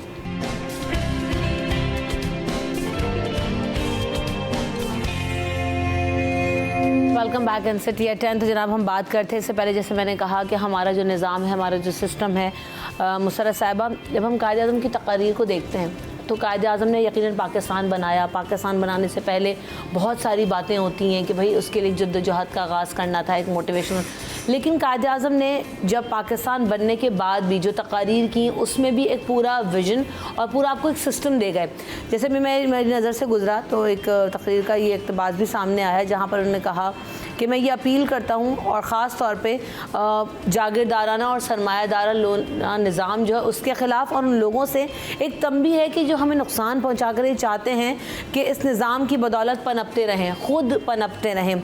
बेरहम हैं ये जो लोग हैं, इतने खुद गर्ज़ हैं कि उन्हें कुछ भी समझाना मुश्किल है, क्योंकि उनको आवाम का इस्तेहसाल उनके लिए मैटर नहीं करता, उनके लहू में रच बस गया है, इस्लाम का पैगाम भूल चुके हैं। ये कायदे आज़म का फरमान है। लाखों की तादाद में हमारे लोग ऐसे हैं जिन्हें दिन ब दिन मुश्किलात का सामना करना पड़ता है। तो क्या ये तहजीब है, क्या ये पाकिस्तान का मकसद है जिसको हमने अपने तसव्वुर में लाकर पाकिस्तान बनाया और लाखों लोगों का इस्तेहसाल हो रहा है? तो कायदे आज़म ने उस वक्त कहा कि अगर किसी एक भी शख्स को खाना नहीं मिल रहा है या हुकूमत की तरफ से वेलफेयर नहीं मिल रही है या वो परेशानी का शिकार है, तो मैं समझता हूँ कि मुझे ऐसा पाकिस्तान नहीं चाहिए।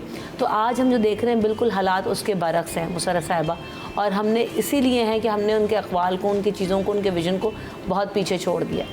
देखिए बिल्कुल इसमें कोई शक, ये जागीरदाराना और सरमायादाराना निज़ाम तो हम ख़त्म ही नहीं कर पा रहे। देखिए मैं बताऊँ, इसमें कोई शक नहीं है कि हमने बहुत सारे कायद के फरमान को जो है ना वो पसे पर्दा डाल दिया है, लेकिन जब भी कोई कौम अपने लीडर को फरामोश करती है तो वो तनाज़ली का शिकार रहती है।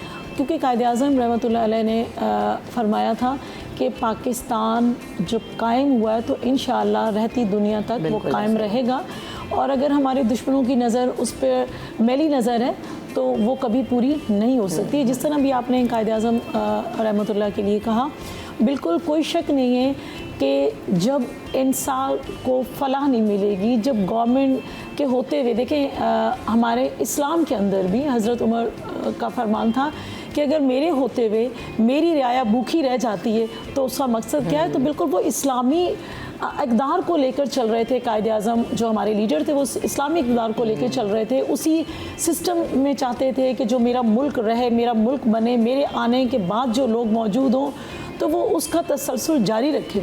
मैं समझती हूँ कि जिस तरह से हमारे कायद की सोच थी उस सोच पर हम पूरा नहीं उतर पा रहे हैं, और इसकी ज़रूरत है। जो देखिए आने वाली नस्ल है, जिस तरह आने वाले हमारे लीडर हैं, अगर मैं नाम लूँगी तो आप कहेंगे कि जी वो फिर अपनी पार्टी की बात कर दी। जिस तरह बिलावल भुट्टो ज़रदारी साहब हैं कि देखिए यंगस्टर हैं, वो बिल्कुल उसी तरह के जितनी भी अवाम, मैं किसी एक पॉलिटिकल पार्टी का नाम ले लेती हूँ, जितने भी पॉलिटिकल पार्टीज़ के लीडर्स हैं वो एक प्लेटफॉर्म पे बैठें और सर जोड़कर कहें कि जो हमारे लीडर गुजरे हैं उनके फरमान पे और उनकी बातों पे इम्प्लीमेंट करें। और अगर हम इम्प्लीमेंट करेंगे तो मेरी नई नस्ल भी खुशहाल होगी और मेरा मुल्क भी खुशहाल होगा। जब मुल्क खुशहाल होगा तो तमाम तर जो मुश्किलात और तकलीफ है वो यकीनी तौर पे दूर होंगी। जो मुशर्रफ साहिबा बात कर रही हैं बड़ी अच्छी बात है सरकी साहब, कि क्या हो रहा है कि हम जो है वो पाकिस्तानियत पर जो है काम नहीं कर रहे। हम अभी भी बटे हुए हैं सिंधी, बलोची, पंजाबी और जो है वो हिंदुस्तानी और फ़लानी और ढिमाकी में हम फंसे हुए, लेकिन अभी तक जो है ना हमने पाकिस्तान फिर वही वाली बात कि कायद आज़म के विजन पे बार बार याद आता है कि हम सब सिर्फ और सिर्फ पाकिस्तानी हैं, हम सबको जो है ना कोई भी सिंधी पंजाबी बलोची नहीं है, बल्कि सिर्फ और सिर्फ पाकिस्तानी होने पर फ़ख्र करना चाहिए और इसी को फ़रोग़ देना चाहिए। बिल्कुल इसी पे फ़ख्र करना चाहिए, फ़ख्र होना भी चाहिए और फ़ख्र है भी। बाकी ये है कि मैंने जिस तरह आपको पहले ही बताया कि बहुत सारे लोग ये मायूसी भी फैलाते हैं, लेकिन जिस तरह मेरी बहन ने भी कहा, शहीद जुल्फ़िकार अली भुट्टो ने एक जब पार्टी बनाई तो रोटी कपड़ा मकान की बात की और लैंड रिफॉर्म की बात की। सबसे पहले उन्होंने ये जितनी भी ज़मींदार थी अपनी ज़मीनों को खुद उन्होंने सरेंडर किया और अभी काफ़ी जो है पाकिस्तान के अंदर मैं समझता हूँ कि उसके बाद मोहतरमा बेनज़ीर भुट्टो साहबा ने भी अच्छी पॉलिसीज़ लेकर आई। तो ये आस्ता आस्ता काम हो रहा है और उसमें आगे काम करने की ज़रूरत है। लेकिन आप सही फरमा रही हैं कि कायद आज़म मोहम्मद अली जिन्ना ने जिस तरह अक़लियतों के लिए कहा, जिस तरह उन्होंने हुकूमत के जो होते नज़्म व ज़ब्त चलाने के लिए जो उन्होंने बातें की, अगर वो इतने पढ़े लिखे थे, आपको सारा पता है, पूरी नई नस्ल को भी पता होना चाहिए। उनके वालिद साहब ने, क्योंकि उनके वालिद साहब यहाँ के रहने वाले थे सिंध के, और उन्होंने भेजा अपने कायद आज़म मोहम्मद अली जिन्ना को बरतानिया। उन्होंने कहा कि आप जाएं उसमें बिज़नेस में कोई डिग्री करके आएँ। जब उन्होंने देखा जब हालात, तो उन्होंने बजाय बिज़नेस के फ़ैसला किया कि मुझे बार करना चाहिए और उन्होंने वकालत की। और उसके बाद फिर आपको सारा मालूम है कि उन्होंने स्ट्रगल की, ऑल इंडिया कांग्रेस में शामिल हुए। फिर उन्होंने देखा कि यहाँ पर हमें मुसलमानों की जगह नहीं बनती।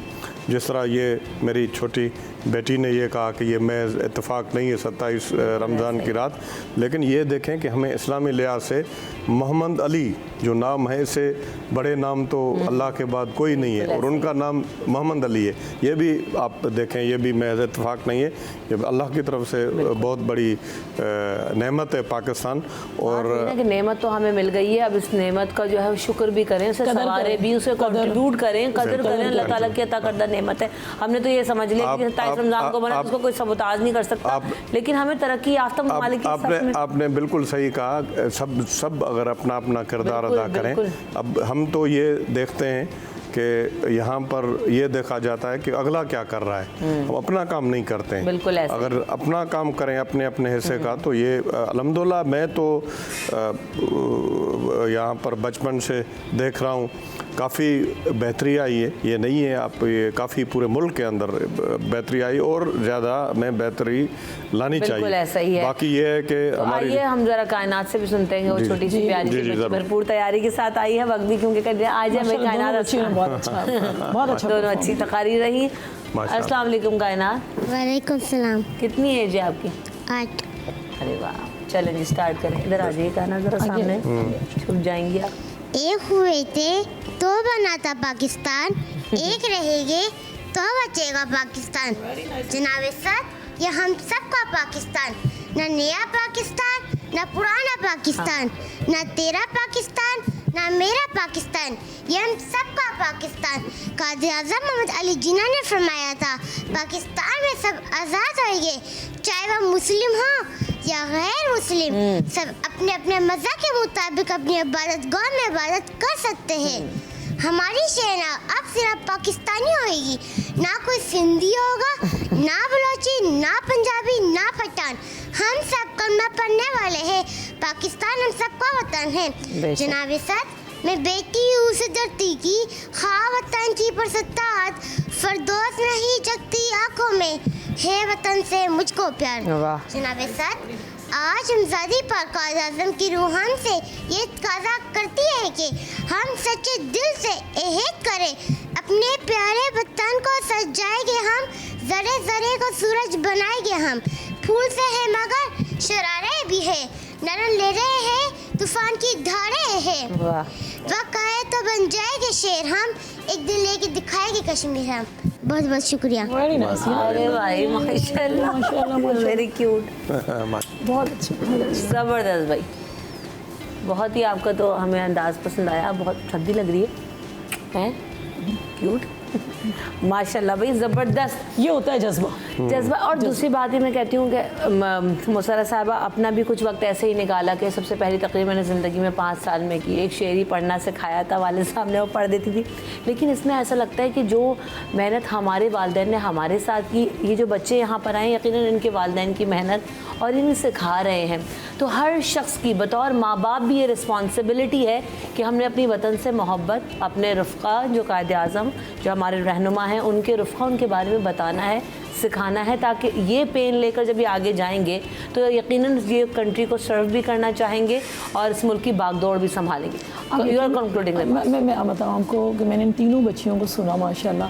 तो ये जब ये स्पीच कर रही थी, क्योंकि मैं भी अपने कॉलेज लाइफ में, स्कूल लाइफ में अच्छी डिबेटर थी उस टाइम पे, तो जब मैं ये कर रही थी तो यकीन करें कि जब हम स्पीच करने जाते थे, अच्छा कुछ चीज़ें तो गॉड गिफ्टेड होती हैं, ऐसा नहीं है कि, लेकिन ये बच्चियां जब कर रही थी तो रोंगटे खड़े हो रहे थे ये सुनकर। और आप मुझे बताएं कि जब 1947 में वो लोग जब मेरे लीडर की स्पीच सुना करते थे, मुझे बताएं सामने देखकर उनके क्या हालात होंगे, उनका क्या जज्बा होगा, क्या वो कितने जुनूनी होंगे कि एक शख्स ने इतनी स्ट्रगल की कि हमें एक मुल्क अता किया जिसकी कदर हमें करनी है। अगर हम नहीं करेंगे तो ये मेरी आने वाली जो फूल जैसी बच्चियां थी, ये जो बता रही हैं, समझा रही हैं, ये इनकी मोहब्बत है, ये इनका जज्बा है।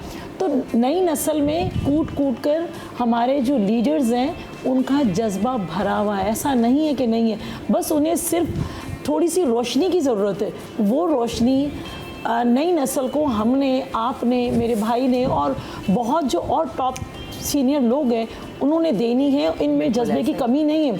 ये बहुत अच्छा इकदाम हमसे बेहतर कर सकते हैं और मैं समझती हूँ कि इन बच्चियों को जो मैं आज अप्रिशिएट करूँ वो बहुत बहुत बहुत ज़्यादा है। और स्पेशली जिन्होंने इनको गाइड किया है वो भी आज काबिल तहसीन। इसके पीछे बहुत मेहनत लगती है और ये हम सबको ये मेहनत करनी है अपने घरों में। जो बताएं ना कि एक स्पीच के लिए कितनी मेहनत है और एक मुल्क बनाने के लिए क्या मेहनत होगी, फिर उसका अंदाज़ा हम और आपके। जी सर के साहब, योर कंक्लूडिंग रिमार्क्स। कंक्लूडिंग यही है कि बस आप ये देखें जिस तरह इस तरह के प्रोग्राम होते हैं और हमारा जो तालीम का निज़ाम है उसमें भी बच्चों को बताया जाए कि किस तरह कुर्बानियाँ दी गई और किस तरह हमें ये मुल्क मिला। तो ये तो अल्लाह की मेहरबानी से हमें अल्लाह की तरफ से एक गिफ्ट मिला हुआ है। और उसमें सबसे बढ़कर जिस तरह आपने सबसे पहले कहा कि यहाँ पर मेरिट होनी चाहिए, इंसाफ होना चाहिए।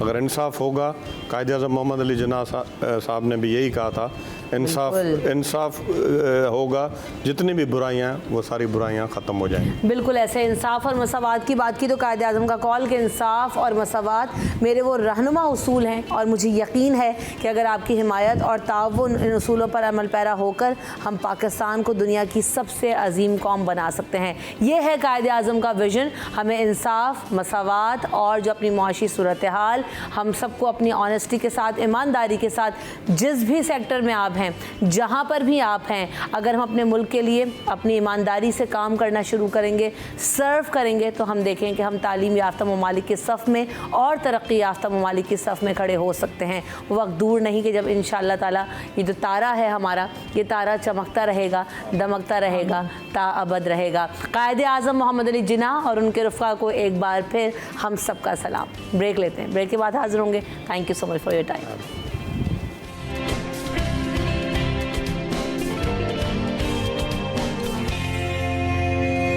Welcome back in city at 10। तो आज हम समझने की कोशिश भी करेंगे कि ये आग लगने के वाक़यात अगर किसी जगह पर, किसी घर में, किसी बिल्डिंग में हो जाएं तो किस तरह से रिस्पॉन्ड करना चाहिए, कैसे बच सकते हैं और क्या सिक्योरिटी मेजर्स हैं, प्रिवेंटिव मेजर्स हैं जिनको लेने की ज़रूरत है। इस हवाले से एक्सपर्ट्स हैं हमारे साथ जो कि बात करेंगे। मेरे साथ तारिक मोइन साहब मौजूद हैं, आप एडवाइज़र हैं, ट्रेनर हैं fire safety and emergency services के। Welcome to the show. अस्सलाम वालेकुम तारिक साहब। और हसन हसीद साहब भी हमारे साथ जो है वो शामिल गुफ्तगू होंगे। आप स्टेशन इंचार्ज हैं रेस्क्यू 1122 सिंध के। Welcome to the show. अस्सलाम वालेकुम तारिक साहब। जैसे मैंने बहुत बुनियादी सवाल है कि जी सिक्योरिटी मेजर्स और प्रिवेंटिव मेजर्स हमारे यहाँ देखते हैं कि बिल्डिंग्स में नहीं है, कंपनीज़ में नहीं है। बहुत अभी बात भी हुई पिछले दिनों, हमने देखा कि आज से 6-8 माह पहले जब आग लगने के तवातुर से वाक़यात हुए तो मॉल्स में आग लगी, कॉर्पोरेट मार्केट में आग लगी, बड़ी बड़ी मार्केट्स मुतासर हुई, लेकिन कोई प्रिवेंटिव मेजर्स अभी भी हमें नज़र नहीं आते। इतने हादसात के बाद भी हम कुछ सीख नहीं रहे। क्या होने की ज़रूरत है? देखें, जैसे आपने कहा ना, इतने हादसा के बावजूद भी प्रिवेंटिव मेजर्स नज़र नहीं आते। तो प्रिवेंटिव मेजर्स बुनियादी तौर पे जो बिल्डिंग के ऑनर हैं, जो प्रेमिसेस ऑनर हैं, वो वहाँ से बात शुरू होती है। जिस तरह हम कहते हैं फायर ब्रिगेड, तो फायर ब्रिगेड इज़ देयर, और अब सिंध में माशाल्लाह 1122 एक इफेक्टिव फायर सर्विस है, but we need to understand that they are the last line of defence, बिल्कुल ऐसे, आखिरी दिफाई लाइन। बिल्कुल ऐसे। उससे पहले जिस बिल्डिंग में हमने दफ्तर बनाया है या घर बनाया, अपना घर बनाया है, उसमें क्या इमरजेंसी एग्जिट्स मौजूद हैं, उसमें धुआं डिटेक्ट करने वाले डिटेक्टर मौजूद हैं। एक डिटेक्टर मेरे ख्याल 2-2.5 हज़ार रुपये का आता है, जो लॉबी में लग जाता है। रात को सब सो रहे हों और वो धुआं हो तो टाँटा बोल जाता है, सब लोग उठ जाएं, बाहर चले जाएँ, दैट्स द जॉब डन।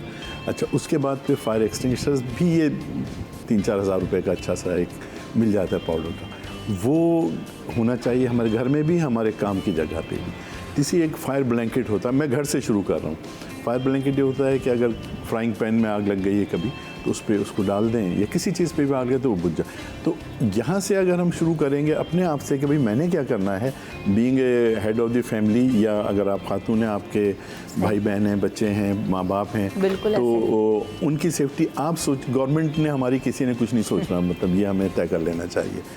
जो अच्छे काम भी हो रहे हैं, फायर ब्रिगेड है, लेकिन अपने घर के लिए तो मुझे सोचना होगा ना। तो अच्छा, फिर अब दफ्तर है, अब दफ्तर में फिर वही डिटेक्शन सिस्टम जो है, तारों के ज़रिए हर कमरे से मुंसलिक होता है। सिक्योरिटी पोस्ट पे भी इतला चली जाती है कि फ़लाने कमरे में आग लग गई है। घर में तो स्टैंड अलोन होता है ना, वो वहीं बच जाता है। अच्छा, जब लोगों को इतना मिल जाती है, आप वहाँ पे पुश बटन अलार्म दबा देते हैं, तो किसी भी फैक्ट्री में आग अगर लग दी है तो अलार्म सुनते ही आग बुझाना बाद की बात है, सब लोगों ने बाहर निकल जाना होता है, खाली करना है। That is the first job. आग में भी कहते हैं फाइट और फ्लाइट, के बुझाओ या भाग जाओ। तो बुझाना तो उसने है ना जिन्होंने 2-4 लोगों ने ट्रेनिंग ली हुई है। बाकी जो 80-90% लोग हैं वो फौरी तौर पे बाहर निकल के चले जाएं, और बाहर ऐसे न इधर उधर जाएं। एक जगह असेंबली एरिया के तौर पे पहले ही बना ली जाती है कि यहाँ आके सब इकट्ठे होंगे, तो वहाँ फिर गिनती गिन ली जाती है कि भाई ग्राउंड फ्लोर के सारे लोग आ गए, फर्स्ट फ्लोर के आ गए।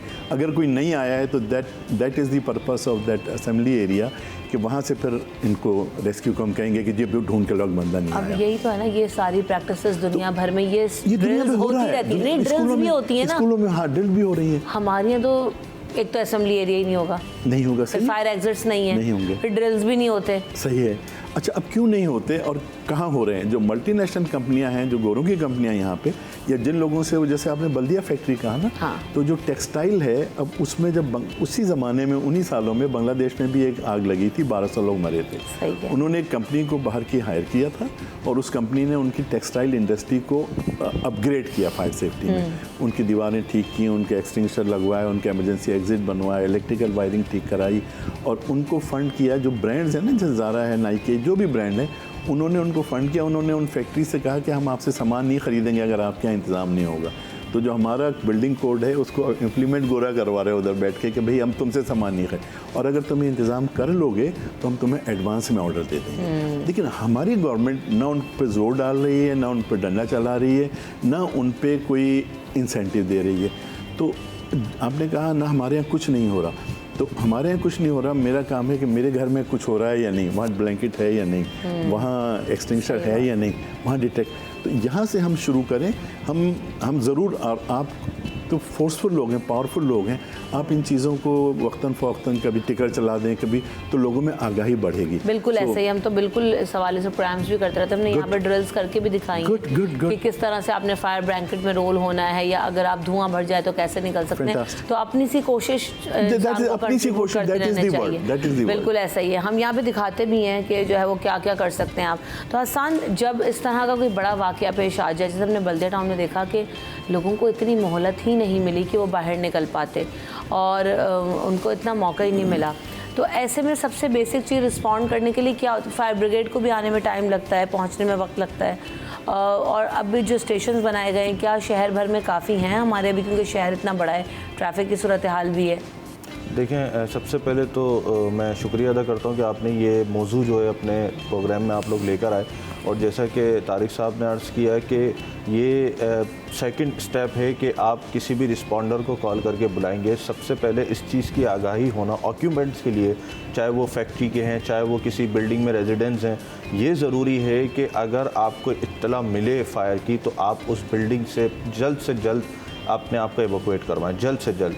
आप आग से लड़ नहीं सकते अनटिल और अनलेस कि आपको पूरी ट्रेनिंग हासिल हो। और ये आगाही जो कि आप देखती रही हैं कि पे दर पे वाक़यात हो रहे हैं और लोग अंदर फंसे रह जाते हैं या उनको पता नहीं है कि सही डायरेक्शंस में जाना कहाँ है, तो वो डर के मारे। आपको मैं अगर एक सानिया का रेफरेंस दूं तो आरजे मॉल में एक डेथ ऐसी हुई जो लिफ्ट में फंस गया लड़का, और वो हुआ ये कि वो अपने आप को भगाने के लिए, वो ट्रैप एवैक्यूएट होने के लिए लिफ्ट में गया और वो फंस गया वहाँ। तो ये चीज़ें किसी को नहीं पता है कि इन केस ऑफ फायर आप कभी लिफ्ट का यूज़ नहीं करते, आपके पास सेपरेट डेडिकेटेड फायर एग्जिट्स होते हैं, स्टेयर्स होते हैं। और इसी पर्पस को लेते हुए जो सिंध गवर्नमेंट ने इनिशिएट लिया रेस्क्यू 1122 का, फिर उसी में ही हमारे डीजी साहब ने एक डेडिकेटेड, जो आपके पास भी प्रोग्राम आके कर चुके हैं, ट्रेनिंग विंग इंट्रोड्यूस कराया। अब फ्री ऑफ कॉस्ट पूरे सूबे में जहाँ जहाँ हमारी सर्विसेज मौजूद हैं वहाँ हम लोग ट्रेनिंग दे रहे हैं। और नॉट ओनली के उसमें प्रोफेशनल कंपनीज़ मौजूद हैं, बल्कि स्कूल्स के अंदर, कॉलेजेस के अंदर हमारी ट्रेनिंग्स जारी होती हैं फर्स्ट रिस्पॉन्डर की। ये बहुत ज़रूरी है कि स्कूल्स में, कॉलेजेस में, पहले मुझे याद है हमारे जो बड़े भाई और बहन पढ़ते थे तो कॉलेजेस में उनके स्काउट्स की और ये फायर ब्रिगेड और इन सारी चीज़ों की ट्रेनिंग्स हुआ करती थी, वो भी ख़त्म कर दिया। जो प्रोडक्टिव काम होता है तो वो ख़त्म हो जाता है। तो हम इस पर मज़ीद भी बात करेंगे कि ट्रेनिंग्स की कितनी ज़रूरत है, but after this break.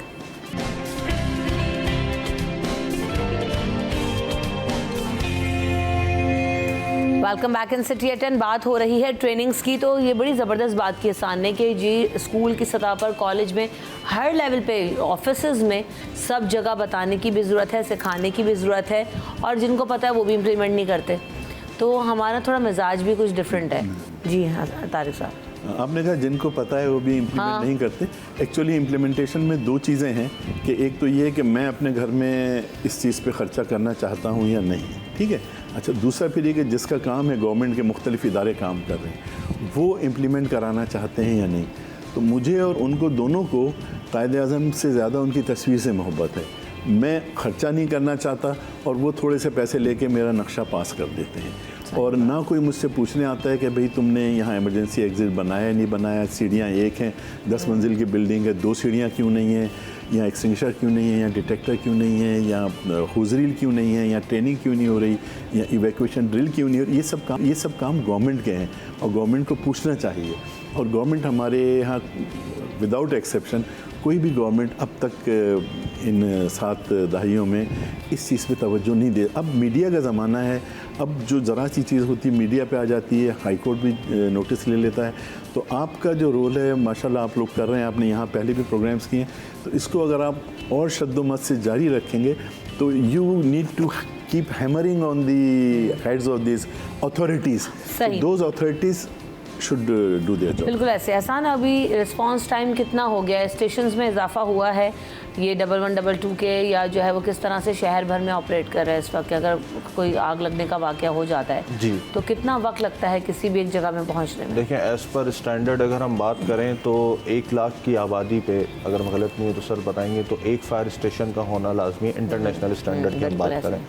But यहाँ पे एक ऑलरेडी आपने देखा है कि अनप्लान्ड अर्बनाइजेशंस हैं, उसके बावजूद जो एनक्रोचमेंट्स हैं उनकी वजह से हमें बड़ा मुश्किलात का सामना करना पड़ता है। अलबत्ता उसके बावजूद भी कि नॉट ओनली रेस्क्यू 1122 लेकिन KMC का जो फायर ब्रिगेड का डिपार्टमेंट है उसको भी हमने अपनी सर्विस के साथ फुली इंटीग्रेट कराया हुआ है। हमारे कमांड एंड कंट्रोल में उनका भी एक बंदा बैठा होता है, तो हम अपने पास सेंट्रल कमांड एंड कंट्रोल में मैपिंग देख रहे होते हैं कि जहाँ भी आग लगी है उससे नियरेस्ट स्टेशन आइदर वो रेस्क्यू 1122 का है या KMC का है, तो कौन सा मौजूद है हम उसको मोबिलाइज़ कराएं। अच्छा, एक बात और मैं आपको बताऊं कि अब जो गवर्नमेंट की सर्विसेज हैं, चाहे वो KMC फायर ब्रिगेड है या रेस्क्यू 1122, इसके अलावा भी हम एक अपना पूल जनरेट कर रहे हैं कि जिनके पास प्राइवेटली ये रिसोर्सेज मौजूद हैं, चाहे वो रिफाइनरीज़ हैं, बड़ी मल्टीनेशनल कंपनीज़ हैं जैसे सर बता चुके हैं, तो वो रिसोर्सेज भी हमसे इंटीग्रेट होंगी कि एटलीस्ट हम उस रिस्पांस टाइम को कम कर सकें। रिगार्डिंग रेस्क्यू 1122 तो ये कंटिन्यूअल हमारी एक्सपेंशन चल रही है और हम एटलीस्ट हर डिस्ट्रिक्ट में कराची के 1 से 2 स्टेशंस करेंगे, सैटेलाइट स्टेशंस की पॉइंट्स जनरेट करेंगे ताकि मिनिमम रिस्पांस टाइम दे सकें।